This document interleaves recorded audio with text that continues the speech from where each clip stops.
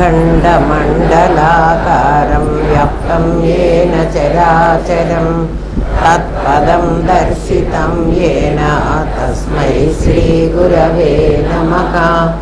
सदाशिवसमारम्भां शङ्कराचार्यमध्यमाम् अस्मदाचार्यपर्यन्तां वन्दे गुरुपरम्पराम्। गुरुब्रह्मा गुरुर्विष्णु गुरुदेवो महेश्वरः गुरुसाक्षात् परब्रह्मा तस्मै श्रीगुरवे नमः।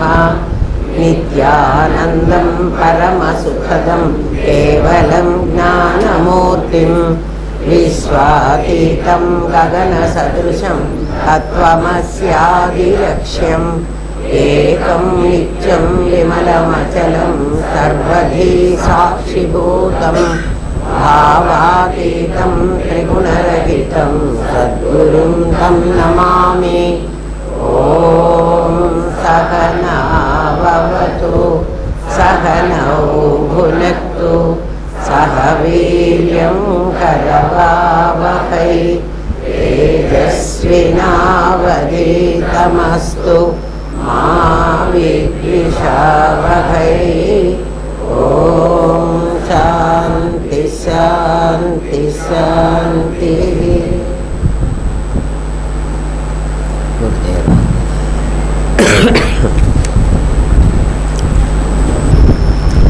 నిన్నటి వరకు సిద్ధి అనేది వేరే లేదు, నువ్వెప్పుడూ కూడా సిద్ధి పొందే ఉన్నావు. మధ్యలో నేను పొందలేదేమో అని నువ్వు అనుకున్నావు, అందువల్ల నీకు సిద్ధి వేరే రాలేదు. అంటే మధ్యలో వచ్చింది జీవత్వం, అది ఆగంతుకం. సహజంగా నీ స్వరూపం బ్రహ్మత్వం. అంటే సహజంగా నువ్వు బ్రహ్మవి, కానీ నీ బుద్ధిలో నువ్వేమనుకున్నావు అంటే నేను జీవుణ్ణి అయినాను అనుకున్నావు. జీవుణ్ణి అయినాను అనుకున్నప్పటి నుంచి నీకు జీవత్వమే తెలిసింది. తర్వాత అమృతస్య పుత్ర, నువ్వు జీవుడివి కాదురా నాయన, చావులేని వాడి కొడుకువి.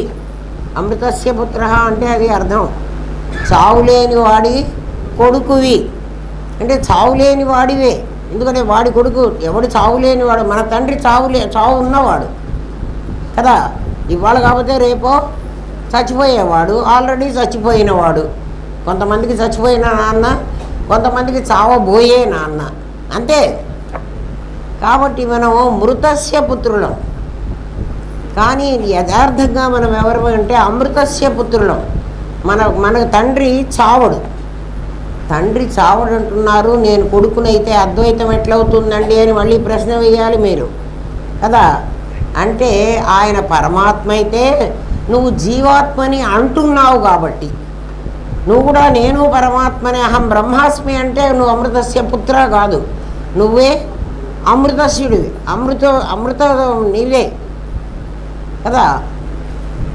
కానీ మనం జీవాత్మని అంటున్నాం కదా. ఎందుకు అంటున్నాం అంటే జీవాన అనే దాన్ని మనం మీద వేసుకున్నాం. అందువల్ల నేను జీవాత్మని, ఆయన పరమాత్మ. అందుకని ఆయన అయినాడు, ఇది నేనైనాను.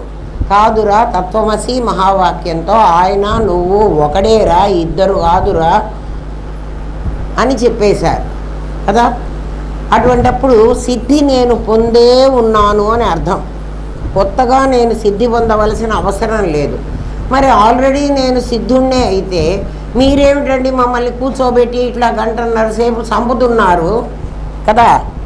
ఈ గోల ఏమిటి మధ్యలో? మేము ఆల్రెడీ మీరెంతో మేము కూడా అంతే. కానీ జీవత్వాన్ని వేసుకున్న మీరు ఆ ముసుగు తొలగించుకోవడం మీకు చేతకాలే. ముసుగు ఎట్లా తొలగించుకోవాలో చెప్తాము, అంతవరకే. మిమ్మల్ని మేమేం చెయ్యలేం. ఎవడైనా అనుకుంటాడు గురువుగారి అనుగ్రహం ఉంటే మాకు అన్నీ వస్తాయని. అనుగ్రహం ఆగ్రహం ప్రశ్నే లేదు. ఎవడికి వాడు కప్పుకున్నాడు, వాడికి వాడు తీసుకోవాలి. అది చిన్నపిల్లలు మన ఇంట్లో 2 నెలలు 3 నెలల పిల్లలు పసివాళ్ళు ఉంటారు. వాళ్ళని మంచం మీద పడుకోబెట్టి మనం ఏదో పనులు చేసుకుంటూ ఉంటాం. వాళ్ళని చిన్న పొత్తిళ్ళు గుడ్డలు వేసి పడుకోబెడతాం కదా. వాడు ఆ గుడ్డ బీక్కొని వాడే మొహానికి వేసుకుంటాడు. ఎవ్వడేయలే. అది వేసుకుని వాడికి ఊపిరి ఆడక వాడు ఏడుస్తుంటాడు. వాడు ఏడ్చినప్పుడు ఆ అమ్మ బయట నుంచి పరిగెత్తుకొని వస్తుంది, ఏమైందిరా వీడికి అని. అప్పుడు ఆ గుడ్డ ఆవిడ తీసేస్తుంది, ఎందుకంటే వాడికి తీసుకోవడం చేత కాదు కాబట్టి. వేసుకోవడం చేత అయిన వాడు ఎందుకు తీసుకోవడం చేత కాదు? మీరే చెప్పండి. అది అజ్ఞానం. అది వేసుకుంది వాడే, అమ్మ వేయలే, వాడే వేసుకున్నాడు. వేసుకున్న తర్వాత వాడికి అర్థమైంది, ఒరే నేను ఇందులో పడి చస్తున్నాను రా అని.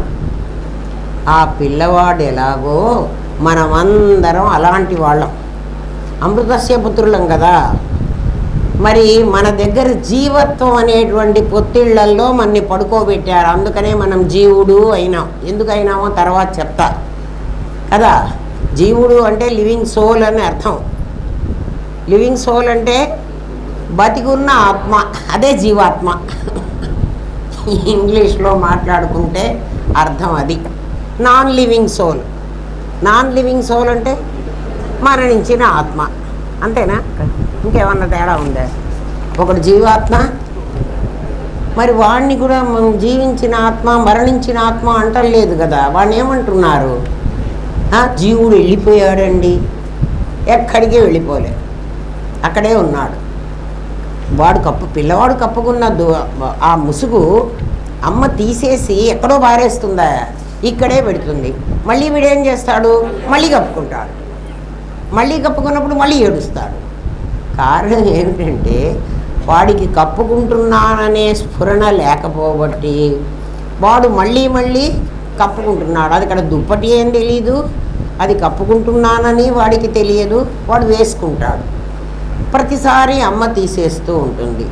అదే ఇది ఏమిటంటే మనమందరం అమ్మ దగ్గర జన్మ రావగానే జీవత్వం అనే దుప్పటి కప్పుకున్నాం. మొదట్లో కప్పుకోలే, మనకి తెలియదు అసలు. ఎప్పుడు కప్పుకుంటామో ఇప్పుడు చెప్తా, ఎట్లా కప్పుకున్నామో కూడా చెప్తా. కాన్సెప్ట్ మీకు తెలిస్తే ఇది మీరు రోజు చూస్తున్న పనే కాబట్టి అరే అరే మనం ఇట్లా చేసుకున్నామా, ఇట్లాంటి పనులు చేశామా అని. అమ్మ పాపం ప్రతిసారి మన దుప్పటి తీసేస్తోంది, అది మరణం. జీవత్వం లేదు మనం మరణించినప్పుడు కదా, ఆ పేరు పెట్టి మనని పిలవటల్లా. తర్వాత మళ్ళీ దుప్పటి కప్పుకుంటున్నాం, మళ్ళీ జన్మ రావాలంటే ఇంకో దుప్పటి. ఎప్పుడైతే నాది అనే దుప్పటిని నేను వేసుకున్నానో అప్పుడు నేను జీవుడినైనా. దీన్ని నేను అనబట్టి కదమ్మా జీవత్వం అసలు ఎట్లొచ్చింది బాగా గుర్తుపెట్టుకోండి. నేను అసలు మొట్టమొదట మా తండ్రి గర్భంలో నుంచి మా అమ్మ కడుపులోకి పడ్డప్పుడు నాకు ఈ నాది లేదు. ఎవడన్నా గుర్తు చేసుకోండి, ఉన్నదా? లేదు కదా. పోనీ అంతకుముందే మా అమ్మ కడుపులో ఏమన్నా ఈ నాది తయారై ఉంటే మా నాన్న తీసుకొచ్చి ఏమన్నా విత్తనం పారేశాడా? ఏం లేదు కదా. మా అమ్మ కడుపులోకి వచ్చిన తర్వాతే నేను దుప్పటి కప్పుకున్నా. నాన్న దగ్గర ఉన్నంతసేపు నాకు దుప్పటి లేదు. దుప్పటి లేదంటే నాది అనేది లేదు. ఈ నాది ఎప్పుడు వేసుకున్నానో అప్పుడు ఇది నేను కప్పుకున్న దుప్పటి నాకు తెలియదు, ఇదే నేను అనుకుంటున్నా. అర్థమైందా? ఎట్లా అర్థమవుతుందంటే నాకు ఆ అమ్మాయి ఎవరో తెలియదు అనుకో, ఇక్కడ కూర్చున్న అమ్మాయి ఎవరో, ఆ అమ్మాయి పేరు తెలియదు, అమ్మాయి తెలియదు. నేను ఆ అమ్మాయిని పిలవాలి. ఇప్పుడు ఏం చెప్తాను? ఆ నీలం చీర కట్టుకున్న అమ్మాయిని రమ్మను అంట. ఆ అమ్మాయి నీలం చీర కాదు, అవునా కాదా? నేను ఎందుకు పెట్టాను? నేను గుర్తించడం కోసం ఈ దేహం కట్టుకున్నటువంటి ఈ దేహం ఎవడైతే వేసుకున్నాడో వాడికి నేను ఒక పేరు పెట్టుకున్నా కదా. అంటే ఇప్పుడు నీలం చీర ఆ అమ్మాయేనా? కాదు కదా. నీలం చీర వేరు, ఆ అమ్మాయి వేరు. అట్లా ఈ నాది వేరు, నేను వేరు. కానీ మీరందరూ గుర్తించటం కోసం ఈ నీలం చీరని గుర్తుపెట్టుకుంటున్నాం. అర్థమైందా? ఏమిటి నీలం చీర? నా దేహానికి ఏ పేరుందో ఆ పేరు గలది, అది నీలం చీర. ఎర్ర చీర, తెల్ల చీర, మీ ఇష్టం, మీ బొద్దు పెట్టిన చీర కట్టుకోండి కదా. నాకెవ్వరు తెలీదు. ఆ ఆరెంజ్ చొక్కా పిలవండి రా అంట. ఆరెంజ్ చొక్కా వాడు కాదు, ఆ ఆరెంజ్ చొక్కా ఇంకోడు కట్టుకుంటే వాడు కూడా ఆరెంజ్ చొక్కా వాడే కదా. దాన్ని బట్టి అర్థం ఏమిటి? ఆ ఆరెంజ్ చొక్కా అనేది వాడిని గుర్తించటానికి పెట్టుకున్న పేరు. వాళ్ళ లోపల ఇంకొకడు ఉన్నాడు. నేను చొక్కా గలవాడిని రమ్మంటున్నా కానీ చొక్కాని రమ్మలే. నేను ఆ చొక్కా గలవాడిని రారా రమ్మని రా అని పిలిస్తే వాడు చొక్కా తీసి నాకు పంపించాడు అనుకో, చొక్కా కలవాడినే నేను పిలిచింది, చొక్కాని పిలిచానా? అది నాదికి నేనుకి అది బాగా మనస్సులో పెట్టుకోండి. ఈ నాది అనేది నువ్వు వేసుకోబట్టి నేను అనేటివాడు సహజంగా సిద్ధపురుషుడు. వాడికి ఏ విధమైన మాలిన్యం లేదు, శుద్ధం బుద్ధం ముక్తం. అందుకే అహం బ్రహ్మాస్మి అని గురువు చెప్తున్నాడంటే, ఏ అహం బ్రహ్మాస్మి? నువ్వు వేసుకున్న దుప్పటి తీసేస్తే నువ్వు బ్రహ్మవిరా. మనమేమనుకుంటున్నాం అంటే, నేను గురువుగారి దగ్గరికి వెళ్ళి శక్తిపాతం చేసుకొచ్చాను, ఈ చొక్కానే బ్రహ్మము. అరే మేము చెబుతున్నది ఫండమెంటల్గా ఏంటంటే ఇది కాదు, ఇది నువ్వు వేసుకున్నావు, నువ్వే వేసుకున్నావు, నేనేరే.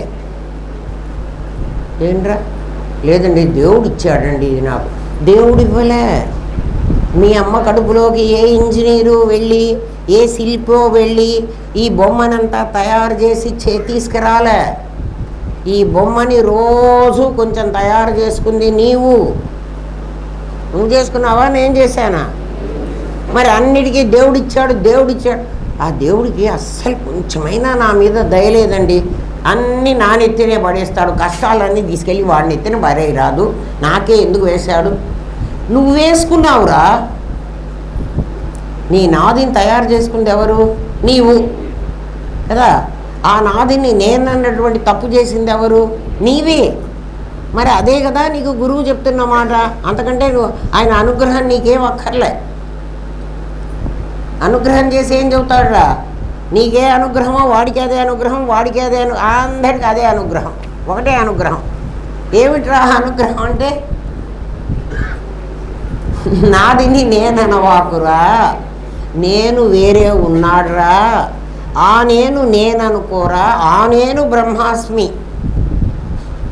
నాదైన నేను బ్రహ్మాస్మి కాదు. మరి అదేవిడండి, అది జీవాస్మి. నాదైన నేను జీవాస్మి కదా. ఎందుకు దానికి జీవా పేరు పెట్టామో ఇవాళ పాఠంలో చెబుతా. అది నువ్వు కొత్తగా వేసుకున్నది. అది నేను ఎప్పుడు తీసేస్తానండి? మరణంలో తీసేస్తానండి. ఏం తీసేసాం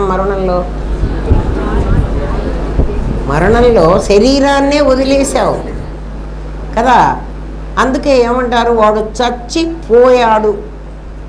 చచ్చేవాడెవడు, పోయేవాడెవడు?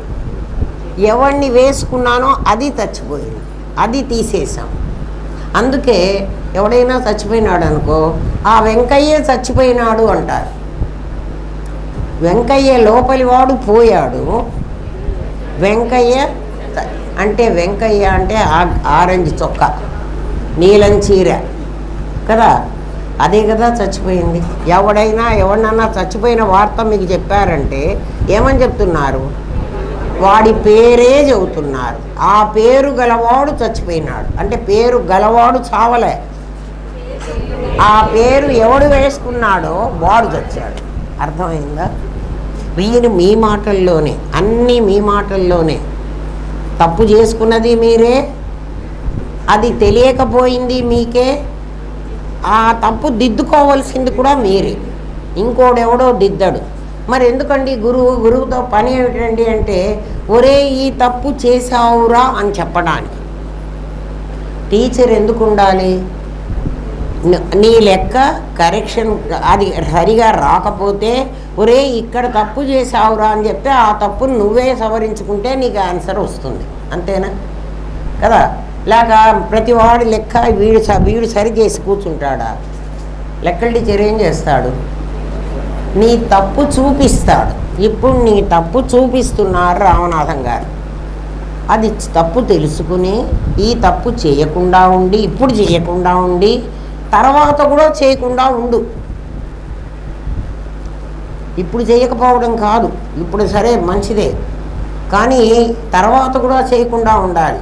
ఎందుకంటే ఈ లెక్క నీకు వస్తే ఇట్లాంటి లెక్కలు ఒక చాప్టర్ నిండా నీకు హోంవర్క్. అన్ని లెక్కలు చేస్తే లెక్క నీకు వచ్చినట్టు. ఇలా కొన్ని వచ్చి కొన్ని రాకపోతే, అందుకని ఎప్పటికప్పుడు నేను అందుకే ఆసుప్తే రామృతే కాలే, నాయన చచ్చేదాకా ఈ పని చెయ్యి, నిద్రపోయేదాకా ఈ పని చెయ్యి, నిద్రపోయిన తర్వాత నువ్వు నిద్రపోయేటప్పుడు ఏ ఆఖరి థాట్స్తో నిద్రపోతావో నీకు లేచేటప్పటికి ఆ థాట్తోనే నిద్రలేస్తావు. అర్థమైందా? కాబట్టి నువ్వు నిద్రలో అంతా కూడా ఈ ఆలోచనలో ఉన్నట్టే లెక్క. అవునా కాదా? మీకు గుర్తు చేయడానికి చెప్తాను. ఇవాళ మీకు పని మనిషి రాలేదు, మీరే కష్టపడి పని చేసుకున్నారు. మీకు అందరికీ అనుభవంలో కాబట్టి చెప్తున్నా. పని మనిషి రాకపోతే మీరే అన్ని పనులు చేసుకున్నారు. అబ్బా, ఇన్ని పనులు చేసుకుని వాళ్ళ పడుకుంటున్నాను, రేపైనా పని మనిషి వస్తుందో రాదో, రేపు కూడా రాకపోతే మళ్ళీ ఈ పనులన్నీ నేనే చేసుకో. ఇది నీ ఆఖరి థాట్.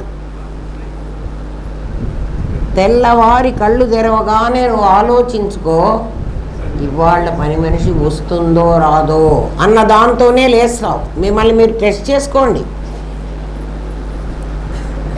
అది నిజమైతే నేను పడుకునేటప్పుడే అహం బ్రహ్మాస్మి, నేను జీవాస్మి కాదు, ఈ దేహం నేను కాదు, ఆసుప్తే అందుకు చెప్పాడు. నువ్వు నిద్రపోయేటప్పుడే ఇది నేను కాదు, ఇది నిద్రపోతోంది, నేను నిద్రపోయేవాడిని కాదు, అహం బ్రహ్మాస్మి అనుకుంటూ పడుకుంటే నువ్వు లేచేటప్పటికి ఇది లేస్తున్నది, నేను లేవటం లేదు అని నీకు ఆ థాట్ కూడా ఇట్లాగే వస్తుంది. మీకు అర్థమైందా?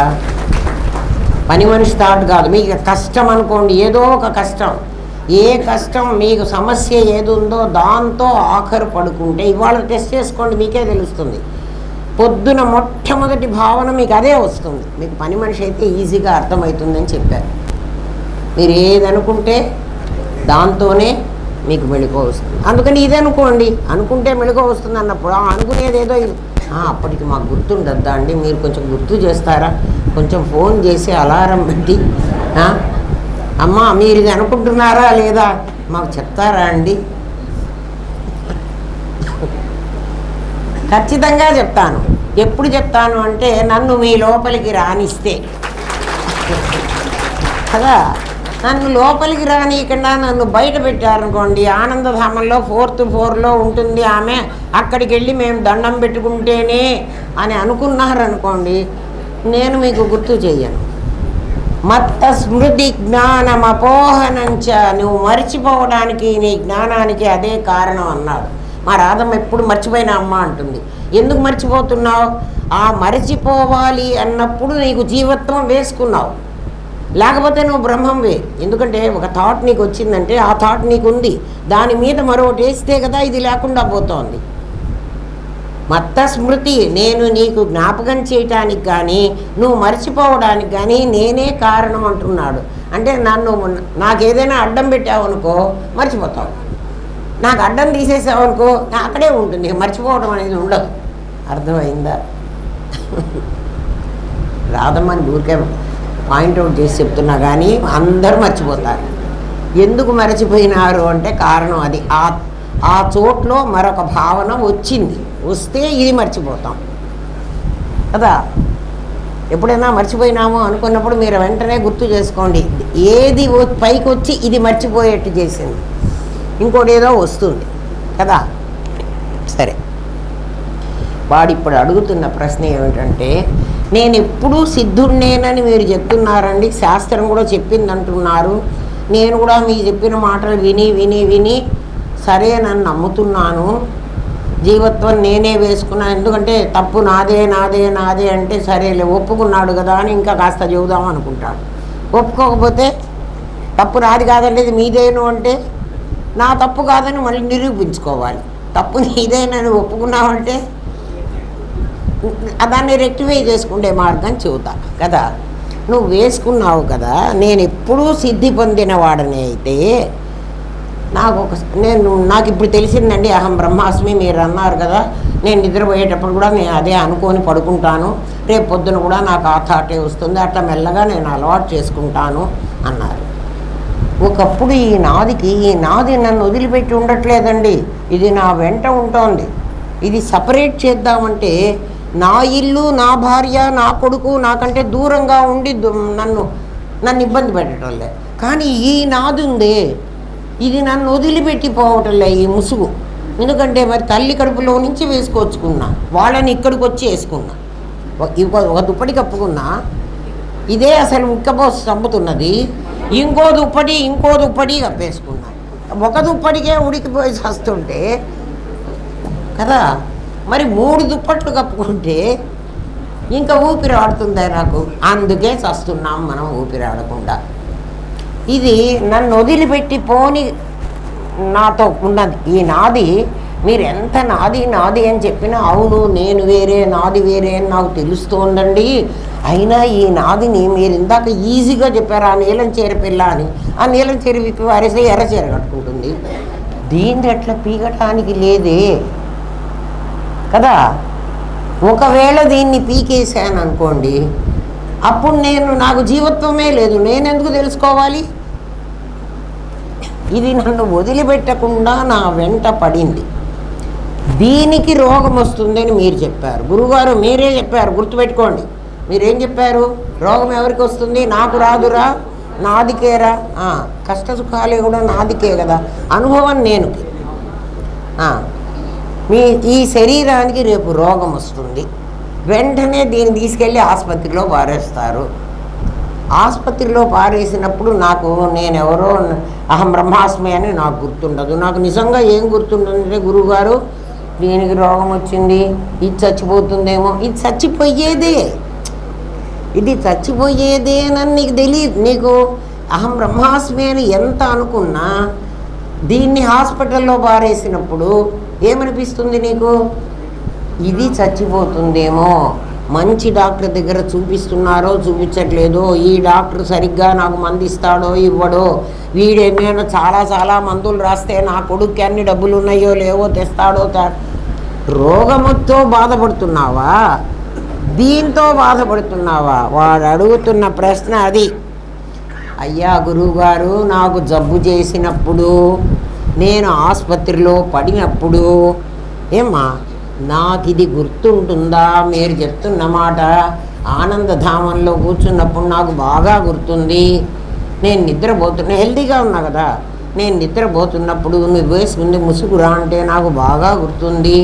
కానీ నాకు కోమాలో ఉంటాను, కాలు విరిగి నొప్పిలో ఉంటాను, వాడు అనస్థీషియా ఇచ్చి నాకు బ్రెయిన్ పని చేయకుండా చేస్తాడు.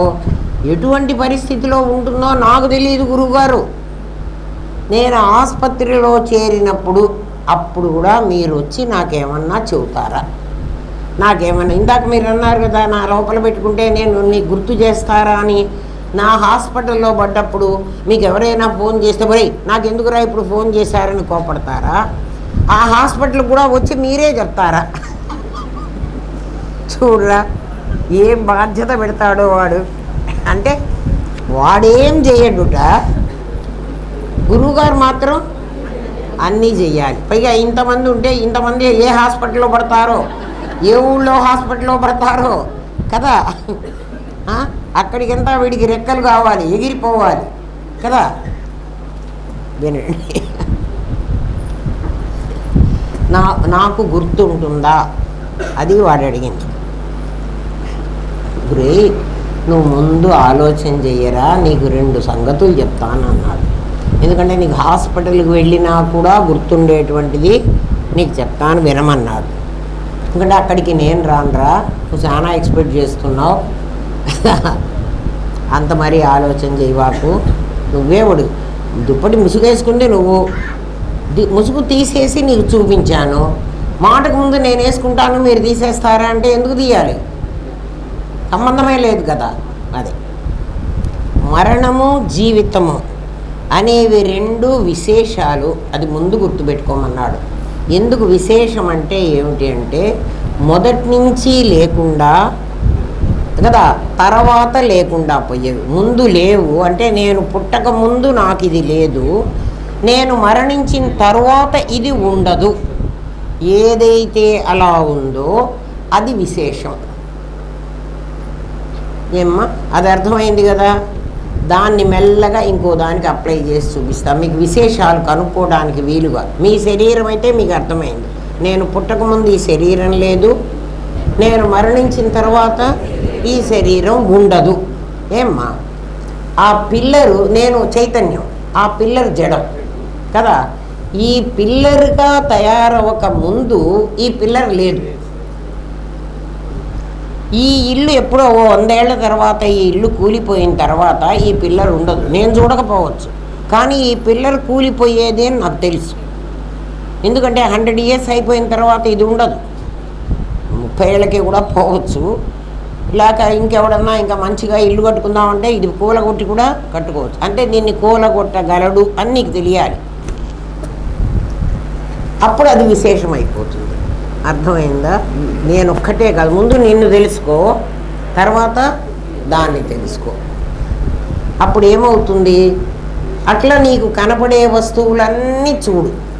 నీకేమేం కనపడుతున్నాయో, ఈ టేబుల్ ఉంది, ఈ టేబుల్ పుట్టక ముందు అంటే టేబుల్ తయారు కాకముందు ఇది చెక్క, టేబుల్ లేదు. టేబుల్ అనేది ఇప్పుడు దీని రూపం. ఇది ఎప్పుడో ఒకసారి విరిగిపోతుంది, విరిగిన తర్వాత ఇది పీట అవుతుంది కదా. కింద 2 కాళ్ళు పెట్టి ఈ చెక్క ఉంది కాబట్టి పీట తీస్తా, పీట కూడా విరిగిపోయిందిరా. పొయ్యిలో కట్టెలు పెడతా, కట్టెలు కూడా పోయినాయిరా, బూడిద అయిపోయింది. అంటే ఇది పోయేదే అని నీకు తెలిసింది కదా. ఇది పుట్టక ముందు టేబుల్ లేదు, తర్వాత టేబుల్ ఉండదు. అట్లా నీ కంటికి కనిపించిన ప్రతి వస్తువుని టెస్ట్ చేసుకో. ఈ చీర కనిపించింది నాకు, ఈ చీర నెయ్యక ముందు ఇది దారం, ఈ దారం కంటే ముందు రూపం పత్తి కదా. కొన్నాళ్ళ ఇప్పుడు నేను కట్టుకున్నా కాబట్టి ఇది చీర. ఆ తర్వాత ఇది ఎప్పుడో చినిగిపోతుంది. ఈ చిరిగిపోయిన తర్వాత నేను ఈ చీర కట్టుకోను. అప్పుడు దీన్ని ఏం చేస్తానంటే ఇల్లు తుడుచుకోవడానికి ఉపయోగించుకుంటా కదా. అది అలుగు చుట్టు అయింది. ఇంతకుముందు ఈ జన్మ చీర జన్మ, అంతకుముందు దాని జన్మ పత్తి జన్మ, ఆ తర్వాత దాని జన్మ దారం జన్మ, తర్వాత దాని జన్మ చీర జన్మ, ఆ తర్వాత అది అలుగు చుట్ట. అలుగు చుట్ట కూడా అయిపోయిన తర్వాత చీర లేదు. ప్రతి వస్తువుని దానికి ప్రీవియస్ దాని రూపం ఎట్లాడిది, ప్రజెంట్ దాని రూపం ఎట్లాడిది, తర్వాత అది ఎట్లాడి. అది పోతే ఏముంటుంది, ఏముండదు. ఏదైతే అట్లా ముందు లేక తర్వాత లేక మధ్యకాలంలో నీకు కనిపిస్తున్నదో దాని పేరు విశేషం. బాగా గుర్తుపెట్టుకోండి, ఇది రూలు. ముందు ఉండకూడదు, తర్వాత ఉండకూడదు, మధ్యలో కనిపించాలి. అర్థమైందా? దాని పేరు విశేషం. మన శరీరాలే చూడండి, మనం పుట్టక ముందు అది లేదు కదా. 1942 June 14th before June 13th ఇది లేదు. ఉందండి మీ అమ్మ కడుపులో. మా అమ్మ కడుపులో ఉంటే నాకు కనపడలేదుగా, నీకు కనపడలేదుగా కదా. కాబట్టి ఇది ముందు లేదు. June 14 కనపడింది నాకు కదా, నాకు కనపడింది, మీకు కనపడింది. ఇది ఒకరోజు ఎప్పుడో బర్త్ డేట్ ఎప్పుడు ఉంటుందో డెత్ డేట్ ఖచ్చితంగా ఉంటుంది. ఎందుకంటే చీరే చిరిగిపోయినప్పుడు, టేబులే విరిగిపోయినప్పుడు, ఆ పిల్లరే కూలిపోయినప్పుడు కదా. నా శరీరం పర్మనెంట్గా ఉంటుందండి అని ఎవడన్నా చెప్పగలడా? చెప్పలేడు. పోయిన తర్వాత ఇది ఉండదు. ఈ రూల్ని అప్లై చేసుకుని ఏ వస్తువు విశేషము, ఏ వస్తువు సామాన్యము అని లెక్కేసుకోండి. ఏ వస్తువునైనా చూడండి. ఇది సాధన. ఎట్లా సాధన అంటే, నా కమ్మ ఉంది, కమ్మ చేయకముందు ఇది బంగారం, కమ్మ లేదు. వాడు తయారు చేసిన తర్వాత కమ్మ నేను కొన్నాళ్ళు పెట్టుకున్నాను. ఈ కమ్మ పోగొట్టుకుపోవడమో లేకపోతే నేను చేంజ్ చేసుకోవడమో, మార్చుకుని నేను ఇంకోటి చేసుకోవడమో జరిగిందనుకోండి, అప్పుడు కమ్మ ఉండదు. ఇప్పుడు కమ్మ విశేషం. ఈ విశేషానికి ఏ విశేషమైనా తయారు కావాలంటే ఖచ్చితంగా దానికి ముందు ఒక సామాన్యం ఉండాలి. సామాన్యం లేకుండా విశేషం రావడానికి అవకాశం లేదు. అందుకే భగవద్గీత నా అసతో విద్యతే భావో నా అభావో విద్యతే సదా అని చెప్పింది. అంటే ఏమిటి? అసత్తు లేదు అన్న దాని నుంచి ఉన్నది రావడానికి వీల్లేదు. ఒక లేదు అన్న దాంట్లోంచి ఉన్నది రాదు కదా. ఉన్నది అన్నది పోవడానికి వీల్లేదు, లేదన్నదే పోతుంది. ఏం అర్థమైందా? ఒక ప్లస్లో నుంచి మైనస్ చేయొచ్చు, కానీ ఒక మైనస్లో నుంచి ప్లస్ చేయలేవు. ఒక మైనస్ ఉంది నా దగ్గర, మైనస్ ప్లస్ చేస్తే ఏమవుతుందిరా కదా? ఏమరా? అదే చెప్తున్నా, నా అసతో విద్యతే, అసత్తులో నుంచి సత్తు దిగడానికి లేదురా అని చెప్పాడు. భగవద్గీత చెప్పింది. అది ఆ శ్లోకం చదువుకుని ఉంటారు, మీకు అర్థం కాదు కదా. ప్లస్కి ప్లస్ చేయాల్సిన పని లేదు, ప్లస్సే అది కదా. ఇప్పుడు ఇది ప్లస్ అంటున్నావు నువ్వు, ఈ కనిపించింది ఇది, అది మైనస్లోంచి రావడానికి వీలేదు, అది ఖచ్చితంగా అక్కడ ప్లస్ ఉండాలి. అర్థమవుతుందా అమ్మా? లోపలికి దిగే కొద్దీ మరి అర్థం కాదు. నన్ను ఏం చేయమంటారు చెప్పండి రా కదా. ఒక మైనస్లో నుంచి ఒక ప్లస్ రాదు కదా, కాబట్టి అక్కడ ఖచ్చితంగా ప్లస్ ఉండాలి అని మనం అనుకోవాలి. ఏం నాయనా, మీకు అందరికీ అర్థమవుతుందా? అక్కడ ప్లస్ ఉంటే ఇది ప్లస్ కాదు, ఎందుకంటే అది ఇది ప్లస్ అయితే ఇంకా ప్లస్ ఎందుకు? దానికి దీన్ని కలపమని అంటలే, అది ప్లస్సే ఇది ప్లస్సే అయితే. మీకు అర్థమైందా? అర్థం కాలేదు, సరే. ఇంకా అర్థమైనా కాకపోయినా ఇంటికి వెళ్ళి చూసుకోండి. ఇంకా మేము దాంట్లో కూర్చోబెట్టాలంటే నేను అదే పాఠం చెప్పాలి ఈ చాప్టర్ అంతా. అందుకని ఈ విశేషాలను పరీక్ష చేసుకుంటూ వెళితే ఒక సామాన్యం లేకపోతే ఈ విశేషాలు ఉండవు. ఒక సామాన్యం అనేక విశేషాలుగా మారచ్చు. అంటే అనేక విశేషాలకు కలిసి ఒక్క సామాన్యమే ఉండొచ్చు. ఎందుకంటే నా దగ్గర బంగారం ఉంది, నేను గాజు వేసుకుంటా, కమ్మ వేసుకుంటా, గొలుసు వేసుకుంటా. ఇప్పుడు గొలుసు, కమ్మ, గాజు అనేవన్నీ విశేషాలు. సామాన్యం ఏమిటి? ఒక బంగారం. బంగారం లేకుండా గొలుసు, కమ్మ, గాజు రావడానికి వీల్లేదు. ఇప్పుడు అర్థమవుతుంది. మైనస్లోంచి ప్లస్ రాదంటే ఇప్పుడు అర్థమైంది. అది గురువుగారే ఆ జ్ఞాపకం చేసి అది మీకు అర్థమయ్యేట్టు చెప్పించాలి. అంతకంటే నేనేం చేయనురా. మీకు అర్థం కాలేదు, నాకు అనిపించింది. ఎందుకంటే మైనస్లోంచి ప్లస్ రాదు అంటే అర్థం కాలేదు. బంగారమే లేకపోతే కమ్మ, గాజు, గొలుసు ఎట్లా వస్తాయి? అది ఏకం, ఇవి అనేకం. సరే, అట్లా మరణం, జీవనం అని రెండు వచ్చినాయి మన దగ్గర కదా. ఒకటి జీవితం, ఒకటి మరణం. జననం, జీవనం, మరణం. అది స్టేజ్. జననం, జీవనం, మరణం. జననం అంటే పుట్టడం, జీవనం అంటే పెరగడం, జీవించడం, మరణం అంటే మరణించడం. అది మూడు తెలుసు మీకు. ఈ మూడు ఏదో ఒకటి అక్కడ ఉంటే ఈ మూడు విశేషాలు. ఎందుకని విశేషాలు? పుట్టుక అనేది నా జీవనం వచ్చేటప్పటికి పుట్టుక కనపడలే. పుట్టినప్పుడు నేను ఇంత చిన్న బేబీని, నిన్న పుట్టాను కదా. ఇవాళ పుట్టలే కాబట్టి అది భూతంలోకి వెళ్ళిపోయింది. ఇవాళ నేను బతికున్నాను. పుట్టి ఎన్నాళ్ళయింది అడుగుతామే. అంటే ఏమిటి? ఆ రోజు పుట్టుక జరిగింది, ఈరోజు జీవనం జరుగుతోంది, ఎప్పుడో మరణం జరుగుతుంది.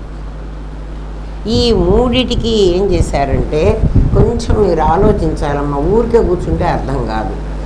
నేను పుట్టాను అంటే భూతకాలం అయింది కదా. నేను జీవిస్తున్నాను అంటే వర్తమాన కాలం అయింది.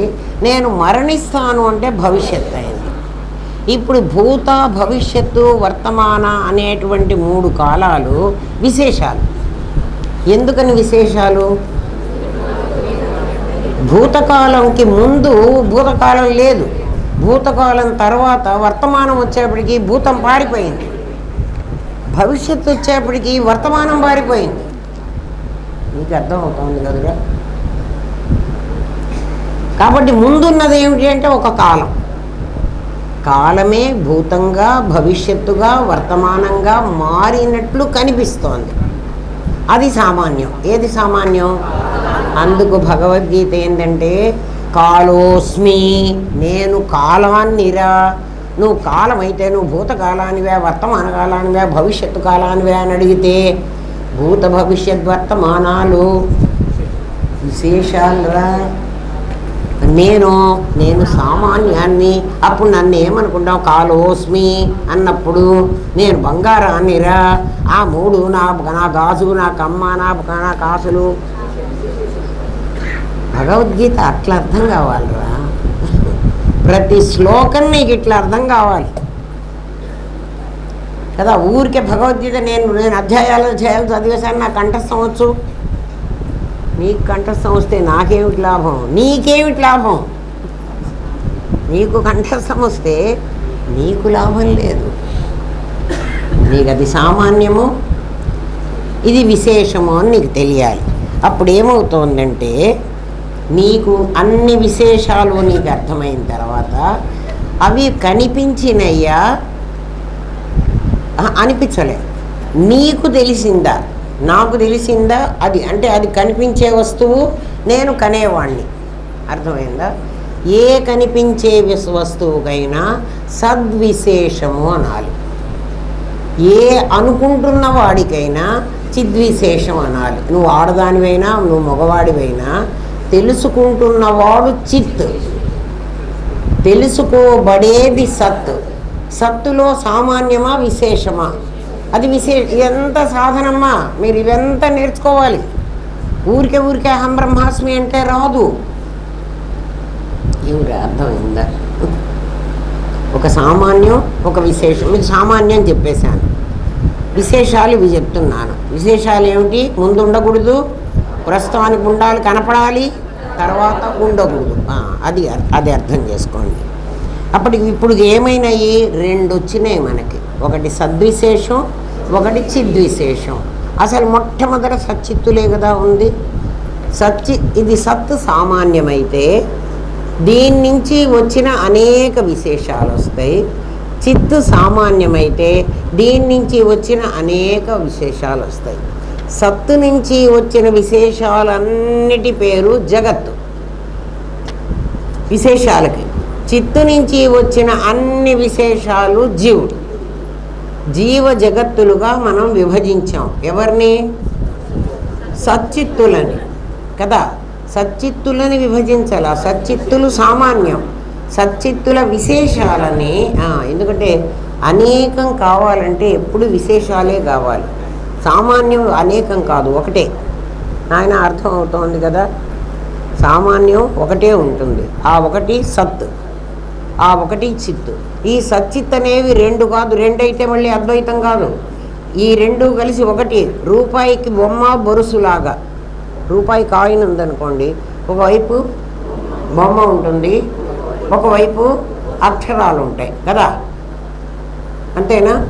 రూపాయి కాయిన్ని నేను అడ్డంగా ఇట్లా కొట్టి రెండు ముక్కలు చేశాను అనుకోండి, ఈ ముక్క ఇచ్చినా పప్పులు బెల్లం కూడా పెట్టడు, ఈ ముక్క ఇస్తే ఉప్పు కూడా ఇవ్వడు.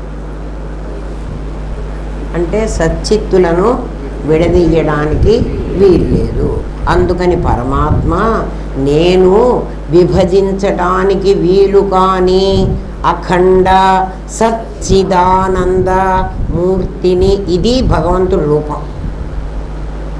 ఆ రూపాన్ని వెంకటేశ్వర స్వామి విశేషమే. ఆలోచించండి, విశేషమా కాదా? మళ్ళీ వెంకటేశ్వర స్వామి మీద పడ్డది ఎవడే పని వదలకుండాను అంటే మీకు యథార్థం చెప్తున్నాను రా నాయన. ఎందుకని? ఆ కొండ మీద వెంకటేశ్వర స్వామి విగ్రహం చెక్కక ముందు ఆయన అక్కడ లేడు.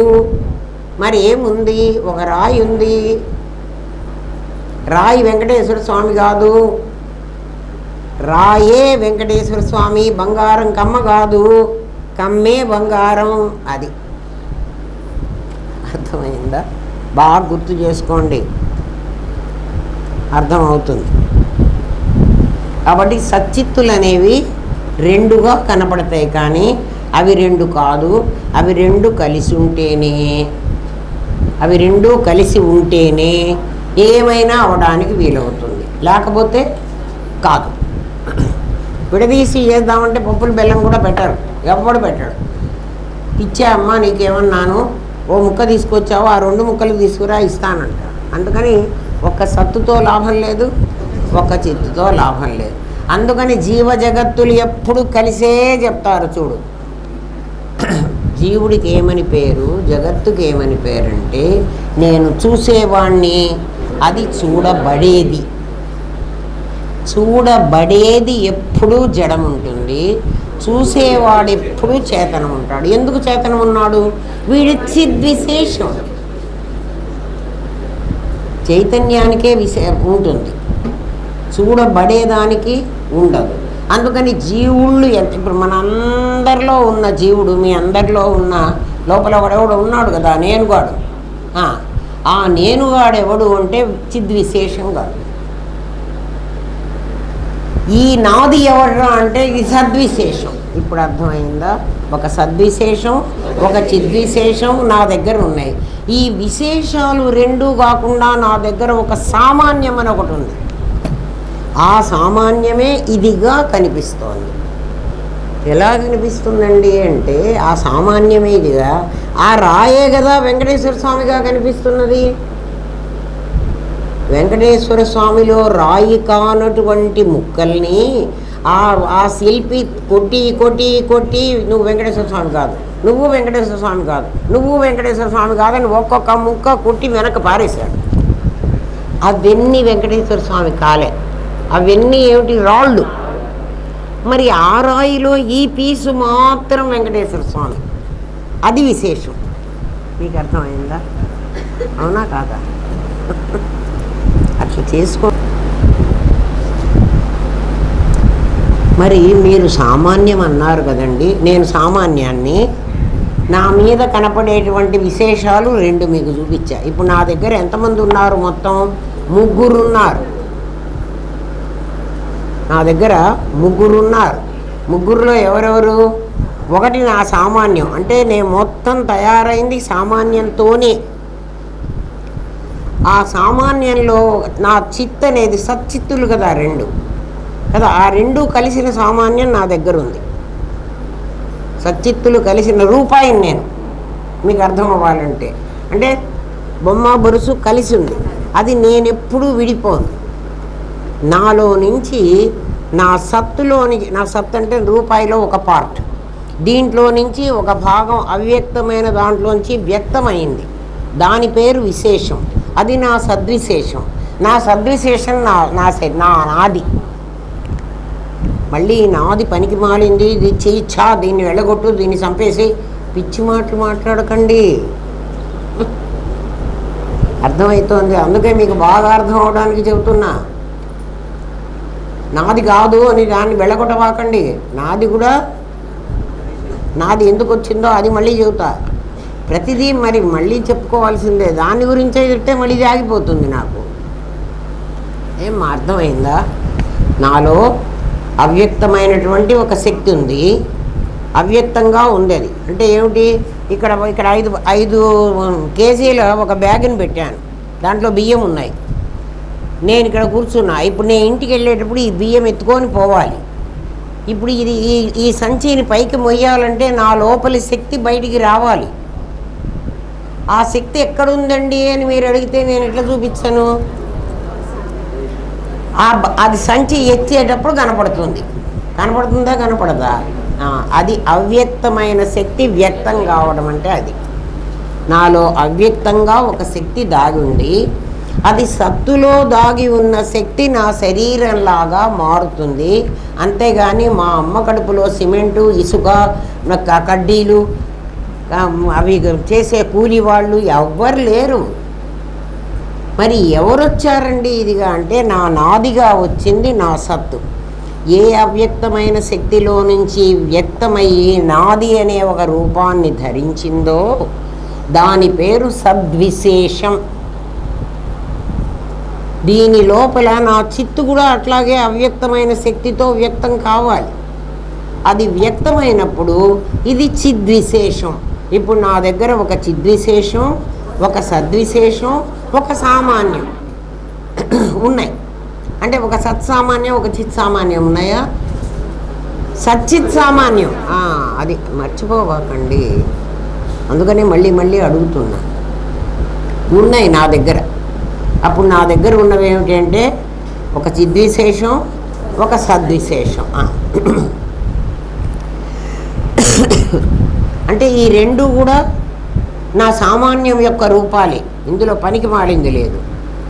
ఇందులో ఉన్నటువంటి చిచ్చక్తి, మీకు మళ్ళీ మీరు లలితా సహస్రనామం కొటేషన్ ఇస్తా. చిచ్చక్తి చేతనారూప, జడశక్తి జడాత్మిక. నాలో ఉన్నటువంటి సత్తులో ఉన్నది జడశక్తి, చిత్తులో ఉన్నది చేతన శక్తి. చిత్తులో ఉన్న చేతన శక్తి నా చిద్విశేషమైతే, సత్తులో ఉన్న జడశక్తి నా సద్విశేషం అయింది. ఈ రెండు మళ్ళీ అక్కడ రెండు కలిసే ఉన్నాయి, రూపాయి కలిసే ఉంది. ఏమ్మా అర్థమవుతుందా? ఇప్పుడు ఇక్కడ కూడా రెండు కలిసి ఉన్నాయి. అందుకనే వీటిని సపరేట్ చేయటానికి వీల్లేదు అన్నా. మిగిలినవి నా భార్య, నా పిల్లలు, నా ఇల్లు, నా వాకిలి అవన్నీ విడదీయచ్చు. కానీ దీన్ని విడదీయడానికి వీలు. ఎందుకు విడదీయడానికి వీలు లేదంటే ఇది ముందు కూడా సామాన్యంగా కలిసే ఉంది. ఇక్కడికి వచ్చి రెండుగా మారింది. ఇది జడశక్తి, అది చిత్శక్తి.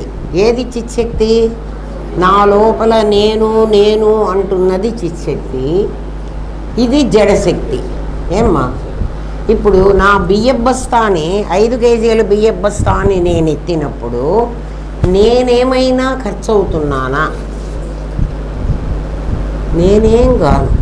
నాలో శక్తి వచ్చింది, ఆ సంచిని పైకి లేపింది కదా. అది లేపడం కొంచెం కష్టమైతే పళ్ళు బిగబట్టాను, చెయ్యి బిగబట్టాను, ఏదో అవస్థపడ్డా.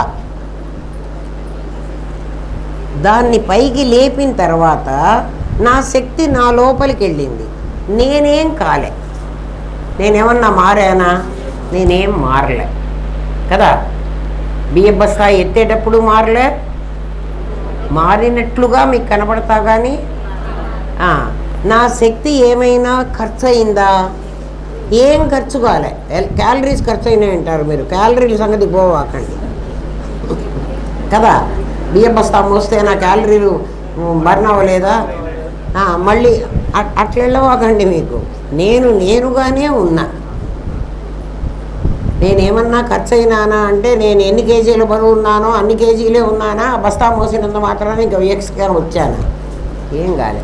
అట్లా తప్పుగా అర్థం చేసుకోండి, కరెక్ట్గా అర్థం చేసుకోండి. అందుకని పరమాత్మ నేను ఎన్నిసార్లు సద్విశేషాలుగా చిద్విశేషాలుగా మారినా పరమాత్మ ఖర్చు కాడు. అందుకని ఆయన ఏమంటాడు? అవ్యయ అన్నారు. అవ్యయ అంటే ఏమిటి? వ్యయం కావటంలే. నేను ఎన్నిసార్లు జన్మలకు వచ్చినా, నేను ఎన్నిసార్లు జన్మలకు వచ్చినా అంటే ఏంటి? నేను సద్విశేషంగా చిద్విశేషంగా వస్తూనే ఉంటా. అది మీకు అర్థం కావాలంటే నా దగ్గర బంగారం ఉంది. ఈ బంగారం ఇప్పుడు గొలుసుగా అయింది. నాకు ఈ గొలుసు నచ్చలే, దీన్ని తీసుకెళ్ళి మార్చి పారేసా. మళ్ళీ రేపు గాజులు చేసుకొని వచ్చా కదా. మళ్ళీ గాజులు అయింది. కొన్నాళ్ళు గాజులు పెట్టుకున్నా. గాజులు బాగలేదు, రేపటి నుంచి ఉంగరాలు చేయించుకుంటా అన్నా. మళ్ళీ బంగారం పోయింది. అయితే బంగారం పోతే ఇన్నిసార్లు కరగబెడితే అది ఇంత ఖర్చు అవుతుంది. ఇది ఖర్చు కాదు. మీకు అర్థం కావడం కోసం చెప్పా అంతే. అవ్యయ అని ఎందుకన్నారు పరమాత్మని అంటే వ్యయం కాడు, వ్యయం కాడు, ఖర్చు కాడు. ఎందుకు ఖర్చు కాడు అంటే ఆయన అసలు నిజంగా తయారవ్వలే. అది మళ్ళీ ఇంకా కాస్త లోపలికి వెళితే ఆ తయారైందంతా ఆభాసే కానీ నిజం కాదు అని మళ్ళీ చెప్తా. ఎట్లా ఆభాస అవుతుందంటే మళ్ళీ దాంట్లోకి వెళితే ఇంకొక మార్పు వస్తుంది. మీకు అది ఆభాస ఎట్లా అవుతుందో చెప్తా. బంగారం కమ్మయింది అన్నాం. బంగారాన్ని కమ్మో గొలుసో ఏదో చేయమని కంసలకి ఇచ్చి వచ్చాము. వాడు చేస్తున్నాడు కదా. వాడు ఏం చేశాడు అంటే మనం అందరం అనుకోవడం అంటే ఆ బంగారాన్నే కమ్మగా చేశాడు అనుకుంటాం. వాడు బంగారాన్ని కమ్మగా చేయలే. వాడేం చేశాడంటే వాడి మనస్సులో మీరేదో ఫలానా ఫలానా నగ చేయమని వాడికి చెప్పారు. అది మీ సంకల్పం. ఏం నగ చేయమని చెప్పారో అది మీ సంకల్పం. ఏమ్మా, మీ సంకల్పంతో మీరు అది మీ ఇచ్ఛ. అంటే మీలోంచి శక్తి బయటకు వచ్చింది. నా బియ్య బస్తా మోసిన శక్తి బయటకు వచ్చినట్టు మీ లోపల శక్తి బయటకు వచ్చింది. దాన్ని ఇచ్ఛాశక్తి అన్నాం. ఒకే శక్తి. ఆ ఇచ్ఛాశక్తి ప్లాన్ వేసుకుంది, ఏమేం చేస్తే ఈ నగ తయారవుతుంది. మీరు చెప్పగానే వాడి మనస్సులో ఒక బొమ్మ తయారైంది. ఏమ్మా, ఆ తయారైన తర్వాత దాన్ని ఏ రకంగా మారిస్తే ఈమె చెప్పే నగ వస్తుంది. చిన్న చిన్న చంద్రహారం చేయాలనుకో, చిన్న చిన్న రింగులు వేసుకోవాలి వాడు, ఇంకోటి ఏదో చేయాలనుకో, నాకు అవన్నీ రావులే. ఏ నగ మీరు చెప్తున్నారో దాన్ని ఎలా తయారు చేయాలి అని వాడు అనుకుంటాడు. ఆ అనుకుంటున్నప్పుడు అది జ్ఞానశక్తి. ఆ రెండు వాడి లోపల ఉన్నాయి. ఎవరి లోపల? ఆ కంసలి వాడి లోపల. దాన్ని ఈ బంగారం మీద పెట్టాడు, క్రియాశక్తి. అంతేగాని బంగారాన్ని కమ్మగా మార్చలేవాడు. పాలు పెరుగును మార్చినట్టు మార్చలే. మారిస్తే మళ్ళీ అది కమ్మ బంగారం కాదు.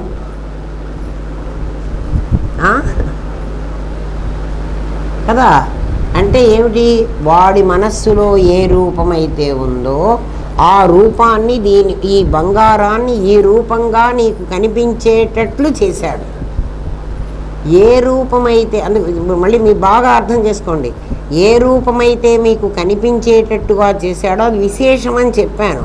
విశేషానికి లక్షణం ఏమిటంటే అది ఎప్పుడైనా సామాన్యంలో ఒదిగిపోవాలి. అది సామాన్యంలోనే ఉండాలి, సామాన్యంలో ఒదిగిపోవాలి. మళ్ళీ మీకు కనపడేటప్పుడు కూడా సామాన్యం. చూడండి, నా చైతన్యంతో నా శరీరం కలిసి ఉందా, పక్కకు పోయిందా? కమ్మ బంగారంతో కలిసి ఉంటుందా? బంగారం పక్కకు పెట్టేసి నేను కమ్మని నేను బయటకు వచ్చి రావడానికి వీల్లేదు.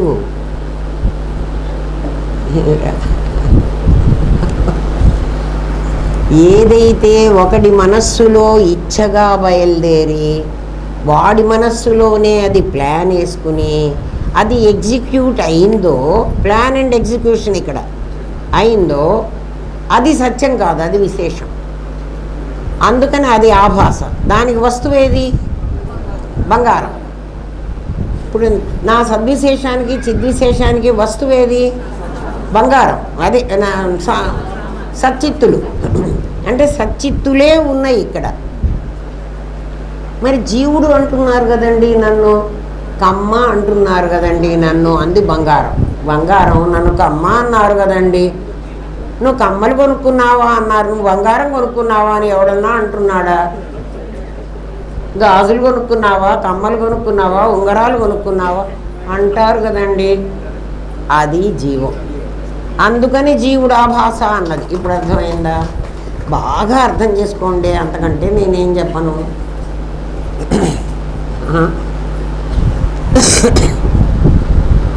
అయినట్టే ఉంటుంది. మననం చేసుకోకపోతే కాదు. లేకపోతే ఎందుకు ఇన్ని సంవత్సరాల సాధన ఎందుకు ఉంటుందర్రా? ఎప్పటికప్పుడు అర్థమైనట్లే ఉంటుంది. అవును కదా అంటాము. అంటే అర్థం కాకపోతే మీరు చప్పట్లు కొట్టాలి. ఖచ్చితంగా మీకు అర్థమైంది, కానీ అది నిలబట్టాలే. అది కదా, అది నిలబట్టాలి. ఎందుకు నిలబట్టలేదు అంటే సాధనా లోపం. చెయ్యటంలే. ఈ గంటన్నరసేపే వింటారు, తర్వాత ఎప్పుడెప్పుడు అనుకున్నారో మిమ్మల్ని మీరే క్వశ్చన్ చేసుకోండి, మీకే అర్థమవుతుంది. ఇప్పుడు మాత్రం అనుకుంటారే, ఇంకా నుంచి రేపటి నుంచి ఇంటికి పోయినప్పటి నుంచి అంతే. వాడెవడో రాస్తాడు, ఓ స్త్రీ రేపురా, ఇవాళకి వద్దులే రేపురా వినండరా. జీవిస్తున్నాను అనేది జ్ఞానమే. ఇప్పుడు ఏమిటంటే నేను బతికున్నాను అని ఎవరు చెప్తున్నారు అంటే నీ చిద్విశేషం, నీ చిత్ చెప్తోంది. సామాన్యంగా నువ్వు ఉన్నప్పుడు నీ పేరు ప్రజ్ఞ. ప్రజ్ఞానం బ్రహ్మ అంటాను దాన్ని. సామాన్యంగా నువ్వు ఉన్నప్పుడు, నేను సామాన్యం కదా, నేను ఇప్పుడు కూడా సామాన్యంగానే ఉన్నా. అర్థమైందా? ఇప్పుడు కూడా నేను సామాన్యంగానే ఉన్నా. బంగారం బంగారంలాగే ఉంది. నువ్వు కమ్మలో పెట్టు, గాజులో పెట్టు, నేనేమన్నా మారానా అంటుంది. అందుకని నువ్వు అమ్మాలని పో. నీ గాజైనా వాడు గొలుసైనా వాడు బంగారాన్ని చూస్తాడు, కానీ నీ వస్తువులు నాకు అక్కర్లే. ఎందుకంటే కరగబెట్టంగానే పోతాయి నీ విశేషాలు, వాడు చెప్తున్నాడు కదా. ఒకప్పుడు తయారవక ముందు లేవు, బంగారం ఉంది. తయారైనప్పుడు కనపడుతోంది గాజు కమ్మ. తర్వాత కనపడకుండా వాడు మూసలో పెట్టేటప్పటికి మాయమైపోయింది. అవునా కదా? బంగారం మాయం కాలే. బంగారం విశేషం. అది ఏవి మాయమవుతాయో అవి విశేషాలు. మాయమయ్యే వాటికే ఆభాస అని పేరు. ఊరికి ఆభాస, ఇదంతా లేనిది మిథ్య, మిథ్య మాయ. మాయ కాదు, ఏం కాదు. మీకు అసలు తెలియకపోవడం వల్ల అటువంటి మాటలు మాట్లాడతారు కదా. ఏమ్మా, నేనుగా ఉన్నప్పుడు, అంటే నేను సామాన్యంగా ఉన్నప్పుడు నా పేరు ప్రజ్ఞానం. అందుకే మహావాక్యం ప్రజ్ఞానం బ్రహ్మ అన్నది. అంటే ఇప్పుడు నేను ఎట్లా ఉన్నాను? సత్తుతో కలిసి ఉన్నాను. అంటే రూపాయిలాగా ఉన్నాను నేను.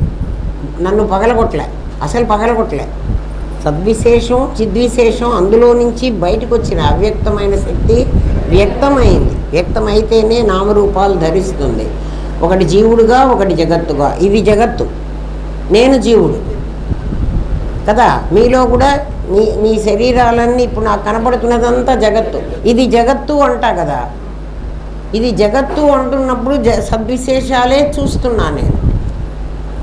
సద్విశేషాలు, ఇది కూడా జగత్తే. ఈ పిల్లర్ కూడా జగత్తే. ఎందుకని? అది జడశక్తి, ఇది జడశక్తి. మరి ఇది నన్ను చిత్శక్తి అన్నారు కదండి, దానికి చిత్శక్తి లేదంటే నా లోపల చిద్విశేషం కూడా ఉంది. అందుకని నేను కదులుతున్నా, తలకాయ తిప్పుతున్నా. దాని లోపల చిద్విశేషం లేదు, అందుకని అది కదలటం లేదు. దానిలో కూడా ఉంది, మీకు చూపించాలనుకుంటే. ఎందుకంటే తలకాయ తిప్ప, అది నిలబడుతోంది. కొంతకాలానికి అది పడిపోతుంది అనుకోండి. పాడుపడ్డ గోడలు చూస్తుంటాం కదా మనం. అందులో మరి ఇటుకలు ఉన్నాయి కదా, సిమెంట్ ఉన్నది కదా, పడ్డ గోడలు అన్నీ ఉన్నాయి కదా. మరి అవన్నీ అక్కడ ఉన్నప్పుడు నిలబడడం ఏమిటి, ఇప్పుడు పడిపోవడం ఏమిటి? ఆ నిలబడటమే వాటికి జీవ. దానికి జీవ లేదు. అర్థమైందా? కాబట్టి నీకు దానికి ఏమిటి తేడా? నువ్వు లివింగ్, అది నాన్ లివింగ్. నువ్వు బతుకుతున్నావు, అది బతుకుతున్నట్టు కనపట్టాలే, అంతే. అదే తేడా. నేను నువ్వు బతుకుతున్నావు కాబట్టి పెరుగుతున్నావు. అది బతుకుతున్నా పెరగదు. అది పెరిగిందనుకో యాగంటి బసవన్నలాగా కదా.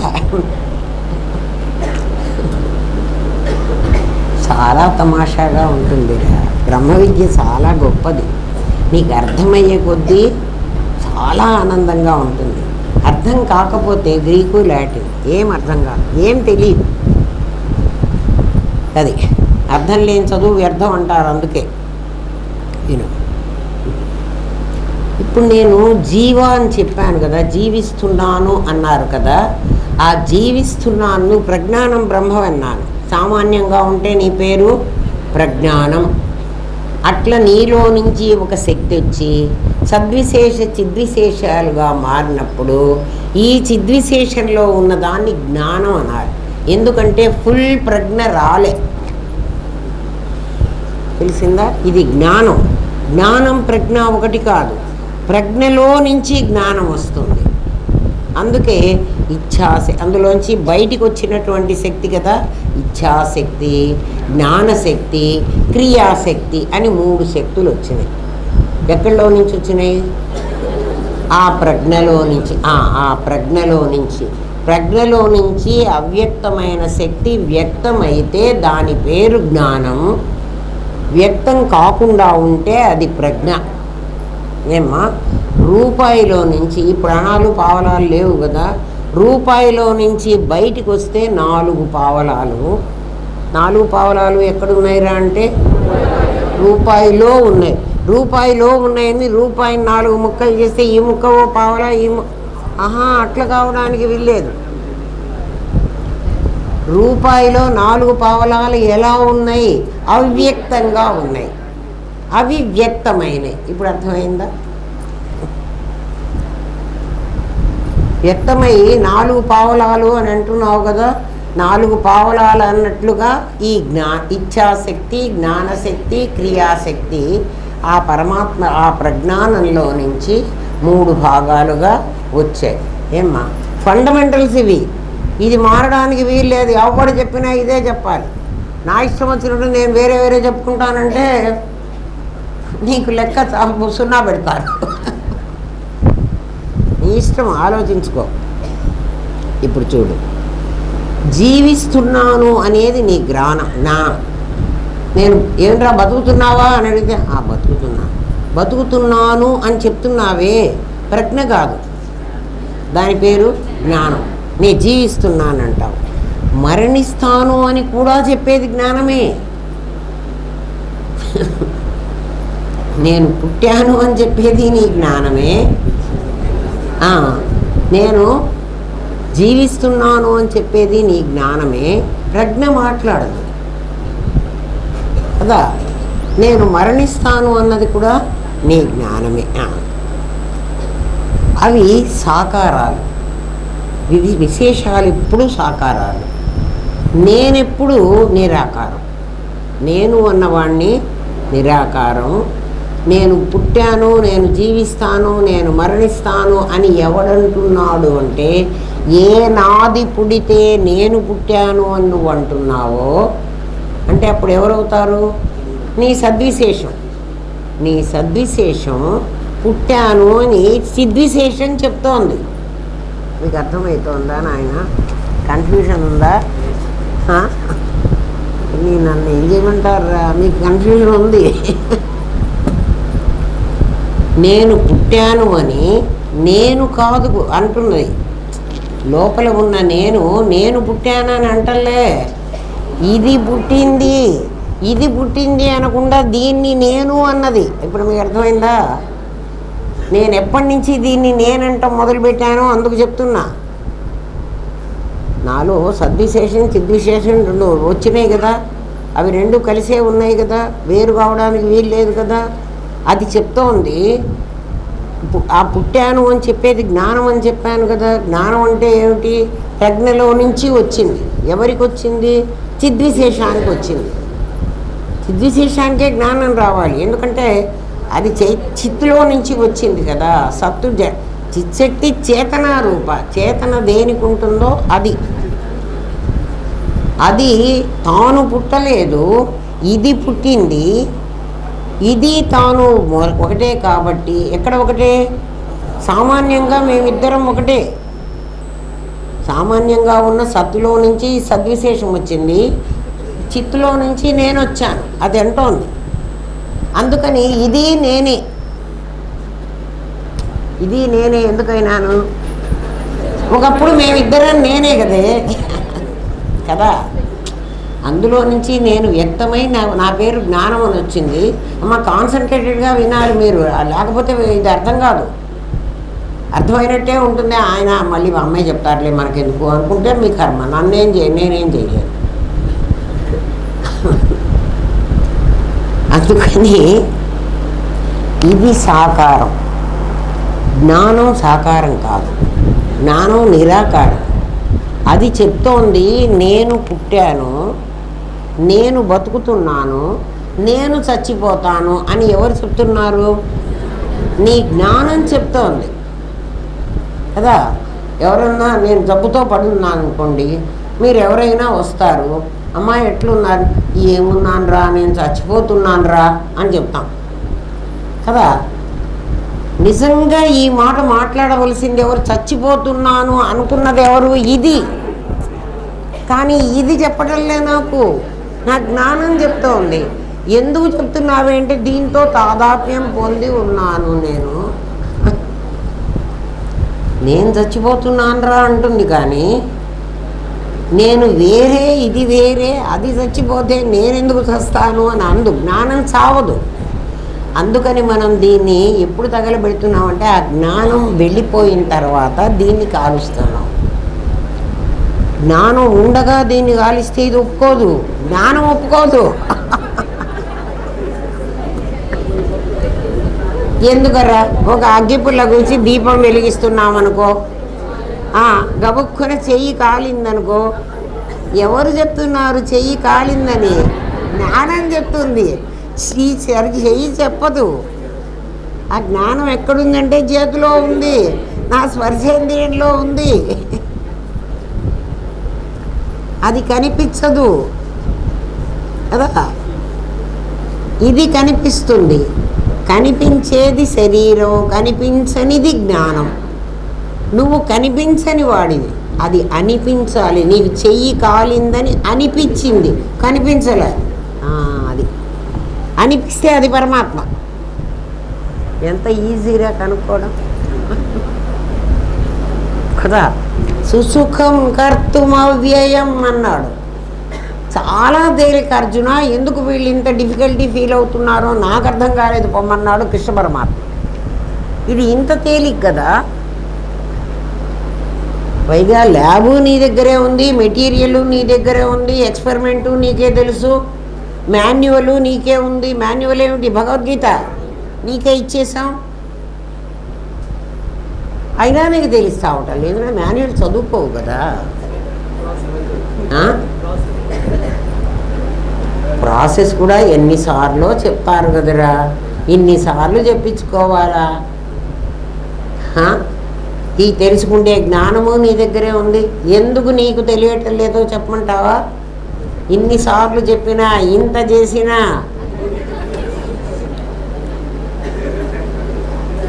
ఏమిరా? ఈ మూడు నిన్ను బంధిస్తున్నాయిరా నాయన, అంతకంటే ఏం లేదు. ఎవరిని వాడు టెస్ట్ చేసుకోండి, మీకే అర్థమైపోతుంది. ఈ మూడేనా, ఇంకేమన్నానా నాకు అడ్డం? ఈ మూడే అడ్డం. ఎవడికి వాడికి నేను, ముందు నేను, నా తర్వాత నాది కదా. ఈ మూడు అనేవి నా మీద నేను వేసుకున్నంతసేపు, ఈ ముగ్గురిని తీయనంత వరకు నీకేం తెలియదు, అంతే. అయితే వీళ్ళందరినీ ఎక్కడికి పంపించమంటారండి? ఎక్కడికి పంపించవాకు. నాటకంలో పాత్రలు వాళ్ళు కూడా ఉంటారు, ఉండని, నీకేం నష్టం? నీ పాత్రను సరిగ్గా పోషించు. వాళ్ళు పోషిస్తారు, అవుతుపోతారు. ఉంటే ఉంటారు, పోతారు. నువ్వు ఉండరా నాయన? అమ్మ అట్లెట్లు ఉంటాను. ఈ మూడు ఉండకపోతే నేను అసలు ఉండను. నాకు ఈ మూడే ఖచ్చితంగా కావాలి. ఏం చెప్పమంటావురా? సరే, ఇప్పుడు మిమ్మల్ని గురించి మీకు అర్థమైపోయింది. సాకారాలేవి మీ నాది. నీవు నిరాకారుడవు, నేను సామాన్యాన్ని, నేను మరణించను అన్న దృఢ విశ్వాసం ఒక్కసారి కలిగితే, వాడు అన్నాడు, నాకు జబ్బు చేస్తే హాస్పిటల్కి మీరు వచ్చి చెప్తారా అన్నాడు. ఒరే, నీకు నిన్ను గురించి ఇట్లా తెలిస్తే అంటే నువ్వెవరు? పుట్టింది, పెరిగేది, చచ్చేది ఆభాస, విశేషం కదా. నువ్వు సామాన్యం కదా. చచ్చేది విశేషమని నీకే తెలుసు కదా. నువ్వు హాస్పిటల్లో పోతే అన్నావు, నేను హాస్పిటల్కి పోయినాను. ఎవరు పోయినారు? నాదే పోయింది. నాది, నువ్వు చచ్చేదానివేనే కదా. నువ్వు విశేషానివని ముందే నాకు తెలుసు కదా. విశేషం పోతుందని కూడా తెలుసు కదా. ఇప్పుడు నువ్వు పోతావన్న భయం నాకెందుకు ఉంటుంది? హాస్పిటల్కి వచ్చి నాకు ఎవడు చెప్పాలి? అయితే ఎవడికి హాస్పిటల్కి వచ్చి చెప్పక్కర్లేదు. ఎవడు ఆరోగ్యంగా ఉన్నప్పుడే సామాన్యాన్ని నేను అని నిర్ణయించుకుంటాడు, వాడికి హాస్పిటల్కి ఎవడు రాక. వాడు హాస్పిటల్కి కాదు, ఆపరేషన్ థియేటర్లో కూడా రాక్కర్లేదు. ఎక్కడ ఎవడున్నా వాడే. అంతకుముందు ఏమనుకుంటామంటే మనకు నిజంగా జబ్బు చేసినప్పుడు ఆ డాక్టర్ని చూడగానే వాడెవడో దేవుడు, విష్ణుమూర్తి, మనని రక్షించేవాడు, మహానుభావుడు అని అనుకుంటాం కదా. అనుకుంటామా అనుకోమా? ఇప్పుడు ఏమనుకుంటావంటే నువ్వు సామాన్యాన్ని కదా, ఓ వీడొక సామాన్యం కదా, ఆ చిద్విశేషం ఈ చిద్విశేషాన్ని ఏదో చూస్తుంది, చేతనైతే బాగు చేస్తుంది, లేకపోతే దుప్పటి కప్పేస్తుంది, కళ్ళు మూసేస్తుంది, అంతే కదా. ఓ చిద్విశేషమా, ఆ చిద్విశేషం పని అది, ఈ చిద్విశేషం పని ఇది. నేను సామాన్యాన్ని, వాడు కూడా సామాన్యమే. వాడేదో దేవుడు, నేనేదో పేషెంట్ని కాదు. వాడెవడో నన్ను బతికించాలని అవసరం లేదు కదా. చచ్చేది ఎవరు? విశేషం ఆల్రెడీ ఆభాస. అరే కమ్మ కరిగిపోతుంటే బంగారం ఉంటే నువ్వు ఏడుస్తూ కూర్చుంటావా? ఒకసారి ఎప్పుడో నేను అప్పుడే సాధన చేసుకునే రోజులు, కృష్ణాచార్య అనే ఆచార్య ఉండేవాడు మనకి ఇక్కడ, ఇప్పుడు లేడు, పోయినాడు. ఆ ఆచారి బంగారం కరగబెడుతూ ఉన్నాడు. ఆచార్య నేను బంగారం కరగబెట్టేది ఒకసారి చూస్తాను, ఎప్పుడూ నేను చూడలే, నాకు అవసరం ఏముంది, నేను చూస్తానని వెళ్ళా. అతను ఏదో కాసుల పేరు కాసులు కరగబెడుతున్నాడు. ఆ మూసలో కాసులు వేసాడు, ఇట్లా బిళ్ళలు నాకు కనపడుతూనే ఉన్నాయి. ఆ కింద శాకానికి ఇట్లా ఊపుతున్నాడు గాలి, అది మండుతున్నది. అది మండుతుంటే ఈ లోపల పెట్టిన ఈ చిన్న మూస గిన్నె కూడా మండుతోంది. ఈ బిళ్ళ అప్పటి వరకు నాకు బిళ్ళలుగా కనిపిస్తున్నాయి, మెల్లమెల్లగా ఒక్కొక్కటి బిళ్ళగా కనిపిస్తూనే కరిగిపోతుంది కదా. ఈ బిళ్ళ కరిగిపోతున్న కాసులు కరగబెట్టడానికే కదా వాడు పెట్టాడు. ఇది కరిగిపోతూ ఉంటే బంగారం పోతుంది అంటే నేను ఏడవాలి, కానీ కాసు పోతుంది అంటే ఏడవడం. చిద్విశేషమని నీకు తెలిస్తే ఈ చిద్విశేషం హాస్పిటల్కు పోయినా, ఆపరేషన్ థియేటర్కు పోయినా ఇది కరిగేది. ఆ కాసు కరుగుతుంటే నువ్వు ఎట్లా చూడగలవో నేను అట్లా చూసొచ్చాను. ఈ శరీరం పైన అప్పుడు గురువుగారు రాక్కర్లేదు, ఎందుకంటే నువ్వే సామాన్యమని నీకు అర్థమైపోయింది. అప్పుడు గురువుగారు వచ్చి నీకెందుకు చెప్పాలి కదా. మీరు ఆలోచించండి రా, అప్పుడు రాక్కర్లేదు. వీడు అడిగిన ప్రశ్నకి సమాధానం ఇంతసేపు చెప్తే అది వాడు ఆచరిస్తే వాడికి పర్వాలేదు, లేకపోతే అక్కడికి పోయి మళ్ళీ ఫోన్ చేస్తాడు నాకు, అమ్మా మీరే కాపాడాలి. ఏం కాపాడమంటావు? దేని నుంచి కాపాడమంటావు? ఎట్లా కాపాడమంటావు? ఏమిరా మీరే ఆలోచించండి. నాకు చాలా భయం వేస్తోంది మీరు కాపాడాలంటే. ఎట్లా ఏం చేయమంటావు కదా. అంటే దేహంతో ఎంత సంబంధం పెట్టుకుంటే నీకు అంత భయం వేస్తుంది. ఇది నేను అని నువ్వు ఎంత పెట్టుకుంటే, అందుకని ఇంత చెప్తున్నావు. నీకు సామాన్యం విశేషం అర్థమైపోతే నీకేం అర్థం కాక్కర్లేదు, ఇది కొంచెం అర్థమైనా చాలు. అయితే మరి ఎందుకంటే అంతంత చెప్తున్నారు మాకు? మళ్ళీ జన్మకు రాకుండా చెబుతున్నాను రా, ఇది అప్పటికప్పుడు కాదు. మరి ఈ ఒక్క పాఠమే చెప్పి ఊరుకోవచ్చు కదా మీరు, ఇంకా మాకు ఎందుకు చంపుతున్నారు, ఇంతంత సిలబస్ ఎందుకు పెట్టారు అంటే,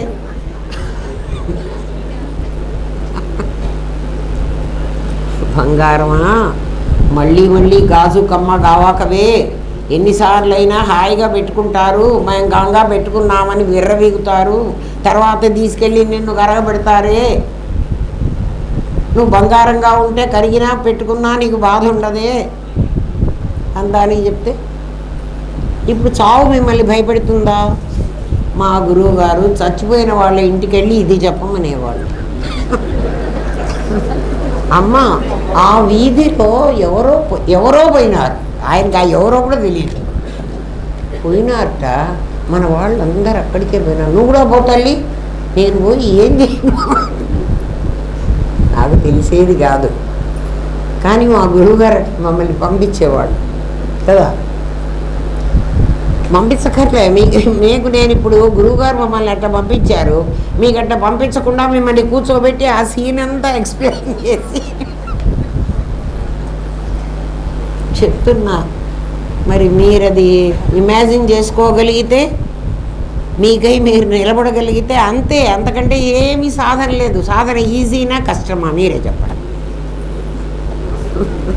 ఆ? మరి ఎందుకురా కష్టం అంటున్నారు? అమ్మా బ్రహ్మ విద్యనా అంటారు. ఓరు నీ దొంగలు దోల, బ్రహ్మ విద్యనా అంటే ఎంత బ్రహ్మ విద్య ఎంత ఈజీ చూడండి.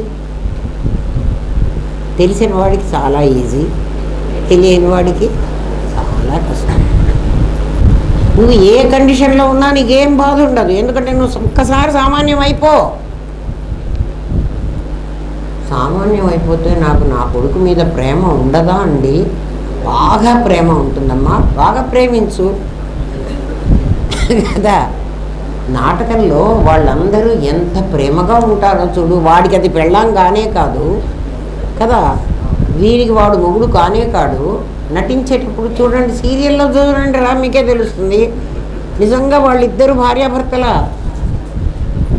కదా. నిజమైన భార్యాభర్తల కంటే కూడా ఎక్కువ ప్రేమించుకుంటారు. అవునా కాదే? మరి మీరు కూడా ప్రేమించండి, నేను వద్దన్నానా అంటే అది నటనా కదా. నటన అంటే అర్థం ఏమిటో తెలుసునా? నటన అన్న అక్షరాలు ఎటు చదివినా అంటే అది మారదు. నటన మారదు, అసలు మారుతుంది. అసలు నటనగా మారగలదు, నటన మారదు.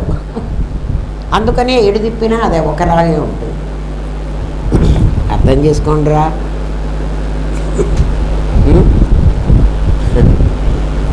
నేను సామాన్యాన్ని, నేను మరణించను అన్న దృఢ విశ్వాసం, దాన్నే సమాధి అంటాం మేము.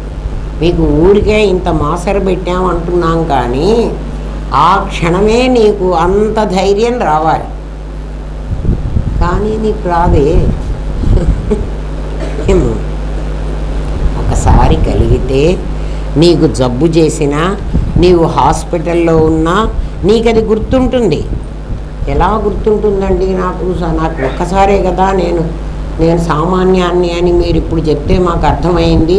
ఇది నిలబడదు కదా, మళ్ళీ కాసేపటికి పోతుంది కదా. మళ్ళీ మేము హాస్పిటల్లో పడితే మీరు వచ్చి మాకు గుర్తు చేస్తే అవును, అప్పుడు కూడా గుర్తు రాదండి, ఎందుకంటే ఆల్రెడీ నేను జీవత్వాన్ని చాలాసార్లు మీద వేసుకున్నాను, నాకు గుర్తు రాదు. అందుకు దానికి ఏం చెప్తున్నానంటే, నీ జీవితంలో పెళ్ళి ఒక్కసారే జరిగింది కదరా, రోజు పెళ్లి చేసుకున్నావా? నీ దుంపదగా పెళ్ళి ఎన్నిసార్లు చేసుకున్నావురా? ఒక్కసారే చేసుకున్నావు. నిద్రలేపి అడిగినా నీ భర్త ఎవరో నీ భార్య ఎవరో ఆలోచించి చెప్తానంటావా? ఒక్కసారి పెళ్లి చేసుకుని జీవితాంతం ఇది నా భర్త ఇది నా భార్య అని మాట్లాడుతున్నావే. ఒక్కసారి నువ్వు సామాన్యమని నిర్ణయించుకుంటే మళ్ళీ మళ్ళీ ఎందుకు మర్చిపోతావురా? ఎందుకంటే ఒకసారి వీడే నా భర్త అని నీ మీద వేసుకున్న తర్వాత నువ్వు ఇంకొకరిని భర్త అని అనుకోవటంలా, అందుకని వీడే గుర్తుంటున్నాడు కదా. ఒక్కసారి సామాన్యాన్ని నేను అని నిర్ణయించుకున్న తర్వాత ఎన్నిసార్లు విశేషాన్ని నేను అంటున్నావు.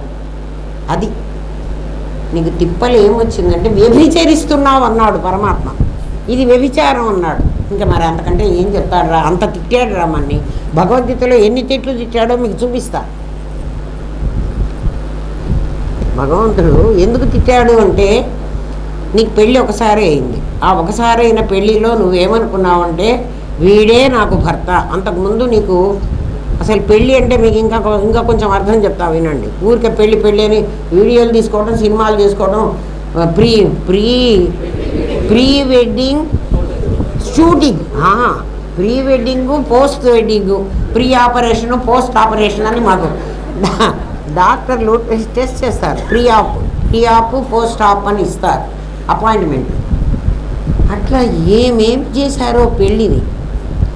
నీది ఒక ఫిలిం ఒక్కసారి ఎక్స్పోజ్ అయితే, ఫిలిం తీసినప్పుడు ఏం చేస్తాడు కెమెరామ్యాన్? ఒకసారి ఎక్స్పోజ్ చేస్తాడు ఒక ఫిలిం. ఆ ఫిలింని లోపల పెట్టుకుని దాన్నే కడిగి దాంట్లో ఉన్న బొమ్మనే వాడు తీస్తాడు కదా. నువ్వు మళ్ళీ ఆ ఫిలిం మీద ఇంకో బొమ్మ వెయ్యడానికి రాదు. అది పెళ్ళి. అందుకే వాడు చూపులు కలిసిన శుభవేళ అని ఒక అడ్డంగా కాగితం పెడతాడు, ఒక తెర పెడతాడు. తెర తీసిన తర్వాత ఆ పురోహితుడు చెప్తాడు, ఇప్పుడు ఒకళ్ళ కళ్ళల్లోకి ఒకళ్ళు చూడండి, దట్ ఈజ్ ఫిలిం. ఆ శక్తి ఎప్పుడైతే జీలకర్ర బెల్లం నెత్తి మీద పెడుతున్నాడో అప్పుడు ఈ పాస్ ఆన్ అవుతోందనమాట. వీడి శక్తి వాడికి, వాడి శక్తి వీడికి. జీలకర్ర బెల్లం ఎందుకు పెట్టారంటే అది ధనాకర్షణ ఏదో అంటాడు, ఆకర్షణ. ఆ కరెంట్ పాస్ అయ్యేందుకు అది ప్రొసీజర్. అందుకని ఇప్పుడు మీరు టీవీలు ఆ విధంగా పోస్ట్ వాడెవడో ఫోటోలో వాడు చెప్తాడు, ఇటు చూడండి జీలకర్ర బెల్లం ఇక్కడ పెట్టాలన్నా, వాడా దీనికి మొగుడు, వాడిని చూడమంటాడు, దీన్ని చూడాలి.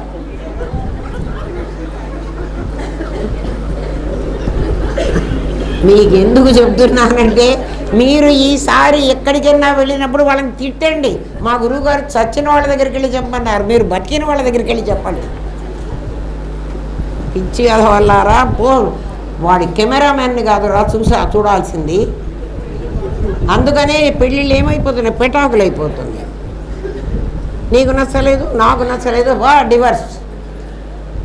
ఇష్టం వచ్చినట్టు మార్చుకుంటావా? పైగా నేను సనాతన ధర్మంలో ఉన్నానంటావా? ఏం మాట్లాడుతున్నావు? ఏం ధర్మం తెలుసు నీకు? వీడియోలు తీసుకోవడం, ఫోటోలు తీసుకోవడం తెలుసు. ఎందుకు పెళ్లి చేసుకుంటున్నావో కూడా తెలుస్తావు. నీకు పెళ్ళి అనవసరం, అసలు చేయకూడదు. అటువంటి వాడికి పెళ్ళే చేయకూడదు. ఏమిరా మనుషులు! హిందూ మతం అంటే ఏమిటో వీళ్ళకందరికీ బాగా బోధించాలి. పిచ్చి పిచ్చి వేషాలు వేసుకుని కదా ఏం చేస్తున్నావు? అది ఒక్కసారి నీకు పెళ్ళైనప్పుడు అంటే ఒకసారి నీ ఫిలిం ఎక్స్పోజ్ అయిపోయింది, ఇంకా దాని మీద ఇంకో సూపర్ ఇంపోజిషన్ చేయడానికి వీల్లేదు. ఆలోచించు. ఏమా? అందుకని నువ్వు నిద్రలేపినా మళ్ళీ నిద్రపోతున్నా నీ భర్త ఎవరో నీ భార్య ఎవరో అడగగానే వెంటనే నువ్వు చెప్తున్నావంటే నువ్వు ఇంకొకడిని భర్తగా అనుకోలే. ఇక్కడ ఏమనుకున్నావంటే నువ్వు సామాన్యమయ్యుండి ఒకసారి విశేషాన్ని నేననుకొని ఈది పోతే మళ్ళీ ఇంకోడిని నేననుకొని, అంటే ఇంకో జన్మ, దీనికి సంబంధించిన ఈ కొడుకునో ఈ మొగుడునో, అసలు దీనికి సంబంధించిన వాడు ఈ భర్త ఎవరు, దీనికి సంబంధించిన వాడు ఈ కొడుకు ఎవరు, ఈ ఆస్తి ఎవరు, దీనికి సంబంధించి ఈ మూడు నీ మీద వేసుకున్నావు. నేను ఇది అన్న సంగతి నువ్వు మర్చిపోయినావు. అది ఇప్పుడు నీకు వచ్చిన తిప్పలు. అందుకని ఇది పదే పదే గుర్తు చేయాల్సి వస్తుంది. అది పదే పదే గుర్తు చేయక్కర్లే నీకు. ఎందుకు గుర్తు చేయక్కర్లే? నువ్వు ఇంకోడిని వేసుకోలే నీ మనస్సులో. ఏమిరా పెళ్ళి ఒకసారి నేను ఇది రాసేటప్పుడు ఇది అనుకునే రాశాను, అందుకనే అదే చెప్తున్నా. ఏమ్మా, నిద్రలేపి అడిగినా నీ భర్త ఎవరో నీ భార్య ఎవరో ఆలోచించి చెప్తానంటావా? ప్రతిరోజు నీకు పెళ్ళి జరగదు కదా, ప్రతిరోజు నేను సమాధిలో లేను కదా, నేను సామాన్యం అని నాకు ఎట్ట తెలుస్తుంది అని అడుగుతున్నావు నన్ను. ప్రతిరోజు నువ్వు పెళ్లి చేసుకుంటున్నావా? మరి నీ భర్త ఇక్కడ లేకపోయినా కూడా ఫలానా వాడి భార్యని అనే చెప్పుకుంటున్నావు కదా, అవునా? వాడి ఊళ్ళో లేకపోయినా నువ్వు వాడి భార్యవే. మరి వీడిని నీ దగ్గరే ఉన్నా వీడి భార్యనని చెప్పుకోవటం లే నువ్వు. నీ కర్మం ఏం చెప్పను. వీడు ఇక్కడే ఉన్నాడు, ఎవడు వాడు? నీ సామాన్యం కాడు, నువ్వు విశేషానివి కదరా కదా. వాడు ఎక్కడికో వెళ్ళినా కూడా వాడే నాకు భర్త అంటావా? వీడు నీ దగ్గరే ఉన్నా కూడా, నా దగ్గరే ఉన్నవాడు ఎవడు చెప్పండి? మళ్ళీ మర్చిపోయినారా? ఎవరు? ఏది పైకి రాలే గబగవా? నేను నా ప్రజ్ఞానం బ్రహ్మరా నీకు భర్త. ఏంద్రా పిచ్చోళ్ళు ఇప్పటిదాకా చెప్పింది ఏందిరా? సామాన్యం ఎవరు? ప్రజ్ఞానం బ్రహ్మ. అదెందుకు పెద్దగా చెప్పలేరు? తెలియదండి, మర్చిపోయినామండి. అందుకని ఈ లోపలే వీడి వేసేసుకున్నారు, వ్యభిచారం చేసేసారు. మరి లేకపోతే ఏమిరా? ఇప్పటిదాకా చెప్పా కదా ఇదే. నీ అసలు స్వరూపం ఏమిట్రా? నువ్వు సామాన్యం ప్రజ్ఞానం బ్రహ్మ. నువ్వు జ్ఞానం ఏమైనావు? చిద్విశేషం. మరి నువ్వెవర్రా అని అడిగితే ఎందుకురా చెప్పలేకపోయినారు? పాఠం వెళ్ళే ఏం విన్నారా? వింటే ఇంతమంది ఎందుకురా గబుక్కున నువ్వెవర్రా అంటే ప్రజ్ఞానం బ్రహ్మ అని ఎందుకనలేరురా? అది కదా సామాన్యం. నువ్వు సామాన్యానివి కదా, దాన్ని వదిలిపెట్టి నువ్వు పోలేవు అని చెప్తున్నావు కదా. అది కదా నీకు భర్త. దాంట్లోంచి కదా అవ్యక్తమైన దాంట్లోంచి శక్తి వ్యక్తమైంది కదా. అవ్యక్తమైన దాంట్లోంచి శక్తి వ్యక్తమైందంటే ఎవరు నీకు భర్త అనుకుంటున్నావో వాడిలో నుంచి వాడు సంపాదించిన ధనమే నువ్వు తింటున్నావు. అందుకని నిన్నేమన్నారంటే భార్య అన్నారు. ఎందుకు భార్య అన్నారా నిన్ను అంటే వాడి చేత భరింపబడుతున్నావు. వాడు నిన్ను భరిస్తున్నాడు, అందుకు వాడు భర్త. నువ్వు భరింపబడుతున్నావు, అందుకు భార్యవి. అది కూడా తెలియదండి మాకు అట్లాంటివన్నీ ఏం తెలుసు? వాడిని డామినేట్ చేస్తున్నావు కాబట్టి అందుకు నేను భార్యని అంటాను. వాడిని డామినేట్ చేయటం కాదురా, వాడి అవ్యక్తమైన శక్తి వ్యక్తమై నీకు మిగబెడుతున్నాడు. నువ్వు తింటున్న తిండి అది. లేదండి నేనే సంపాదించుకుంటున్నాను. నువ్వు సంపాదించుకుంటా, లోపల ఉన్న నా శక్తిలో నుంచే కదే వస్తుంది. వాడే కదా. వీడు భర్త అనుకోవాకండి, వీడి నాటకంలో భర్త. అసలు నీ భర్త ఎవరు? జ్ఞానం బ్రహ్మ. అది అదే నిన్ను భరిస్తోంది. అదే ఎట్లా భరిస్తోంది అంటే నన్ను జ్ఞానరూపంగా భరిస్తోంది. కాబట్టి హాస్పిటల్లో పడ్డా కూడా నాకు గుర్తుంటుంది. ఏం గుర్తుంటుంది? ఇవాళ పాఠం గుర్తుంటే చాలు. హాస్పిటల్లో పడ్డా, శ్మశానానికి పోయినా కూడా బాధలు, ఎక్కడికి పోయినా బాధలు. ఏమ్మా ప్రతిరోజు నీకు పెళ్లి జరగదు కదా. నువ్వు ఆ గుర్తులో ఉంటే ఆసుపత్రిలో ఉన్నా, ఆపరేషన్ థియేటర్కు వెళుతున్నా, ఎందుకంటే వెళ్ళిన తర్వాత నీకు సెన్స్ ఉండదు. వెళ్ళేటప్పుడే నీకు అనెస్థీషియా ఇచ్చేస్తాడు. వెళ్ళేటప్పుడే నీకు ఆందోళన, నీకు టెన్షన్ ఎప్పుడు వస్తుంది? హాస్పిటల్లో ఆపరేషన్ థియేటర్లోకి వెళుతున్నప్పుడు నాకు అప్పుడు ఫోన్లు చేస్తారమ్మా, నాకు కంటి ఆపరేషన్ ఆఫ్టర్ ఆల్ 10 minutes. అదొక ఆపరేషనే కాదు కదా. దానికోసం భయపడుతూ నాకు ఫోన్లు చేస్తారు. నేనేం చేయను, నేను వచ్చి హాస్పిటల్లో కూర్చుంటున్నా, లేక ఆ డాక్టర్ దగ్గర నేనే వచ్చి కూర్చుంటే ఆ డాక్టర్ ఏమంటుంది? నువ్వేమన్నా మెడిసిన్ చదివావా? ఆప్థాల్మాలజీ ఎప్పుడు చేసావు? వీళ్ళకి ఏం చేద్దాం అనుకున్నావు? చూడు ఏమ్మా, వేదాంతం వేరు, సంసారం వేరు. ఏదో వెళ్ళి అక్కడ ఆనందధామంలో 1.5 గంట కూర్చొస్తే ఆవిడేదో 4 తిట్లు తిట్టి ఏవో 2 ముక్కలు చెప్పేస్తే అవేవో వినేస్తే అది వేరే. మన లైఫ్ మనది. ఆమె ఎట్లీ చెప్తుంటారే, మనం చేసేవి మనం చేస్తుండాలి.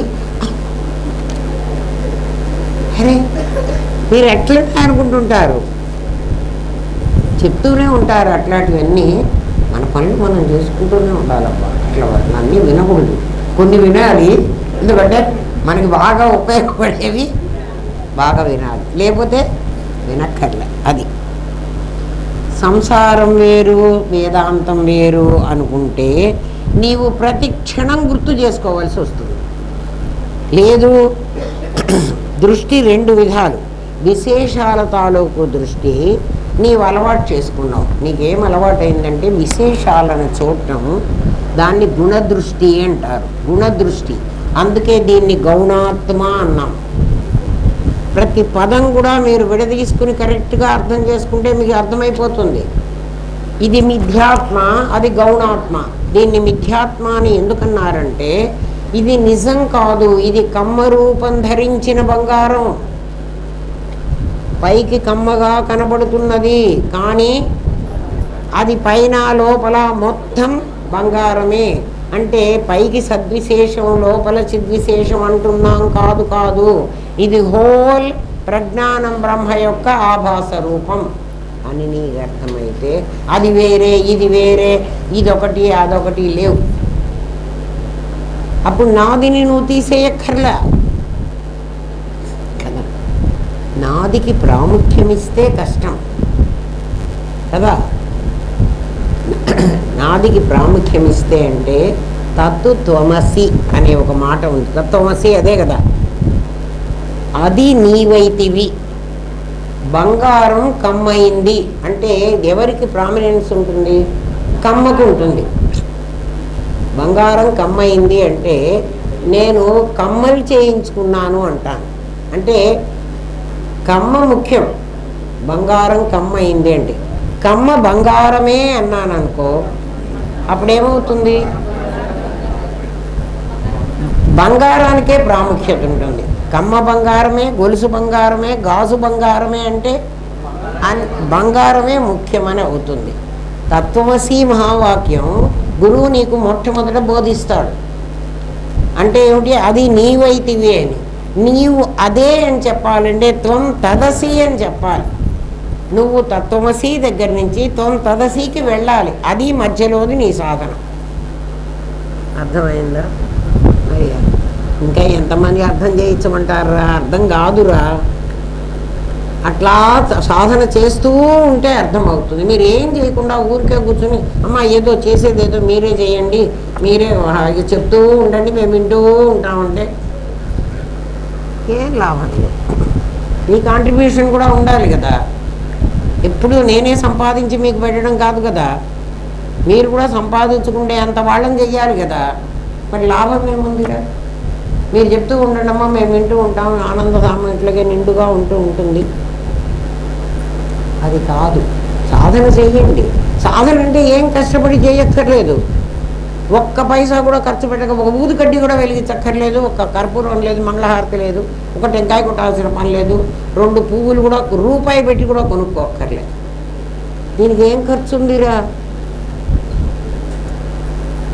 అయితే ఒకటి ఖర్చు పెట్టాలి, టైం. మీ కాలాన్ని ఎంత ఖర్చు పెడితే అంత పరమాత్మ మీ దగ్గరికి వస్తాడు. ఎందుకంటే కాలస్వరూపం నేనేనన్నాడు ఆయన. నువ్వు నా కాలాన్ని దుర్వినియోగం చేస్తున్నావు, అందుకనే నీకు నేను దొరకటం లేదు పో అన్నాడు. నా కాలాన్ని సద్వినియోగం చేయి, నేను నీ దగ్గరే ఉంటా అన్నాడు. కాలోస్మి ఏదో 16వ శతాబ్దంలో 16వ అధ్యాయంలో ఉంటుంది. దేహ ప్రవృద్ధో గుణ ప్రవృద్ధ విషయ ప్రవాళ ఏదో సంథింగ్ ఉంది. నాకు శ్లోకం గుర్తు రాలే. కాలోస్మి దాని మొదలు. అదిగో 16వ అధ్యాయం కదా, 11లో ఉందా? పరమాత్మ కాలస్వరూపుడు. కాలాన్ని మీరెంత దగ్గరికి తీసుకుంటే కాలం మీకంత దగ్గరికి వస్తుంది. ఎందుకంటే పరమాత్మ స్వరూపం అదే. అది నిరాకారం. 2 సంఘటనల మధ్యలో పెట్టి దాన్ని కాలం అయిపోయింది అంటున్నాం. కాలం అయిపోయేది కాదు, దానికి మొదలు లేదు, చివరి లేదు. గుర్తు చేసుకోండి. ఏమ్మా రేపు చెప్తాను. ఓం తత్సత్. స్వస్తి ప్రజాభ్య పరిపాలయంతాన్యాయేన మార్గేణ మహిన్మహేష. ఓ బ్రాహ్మణేభ్య శుభమస్తు. నిత్యం లోకాః సమస్తాః సుఖినో భవంతు. ఓం పూర్ణమదః పూర్ణమిదం పూర్ణాత్ పూర్ణముదచ్యతే. పూర్ణస్య పూర్ణమాదాయ పూర్ణమేవావశిష్యతే. ఓం శాంతి శాంతి శాంతి.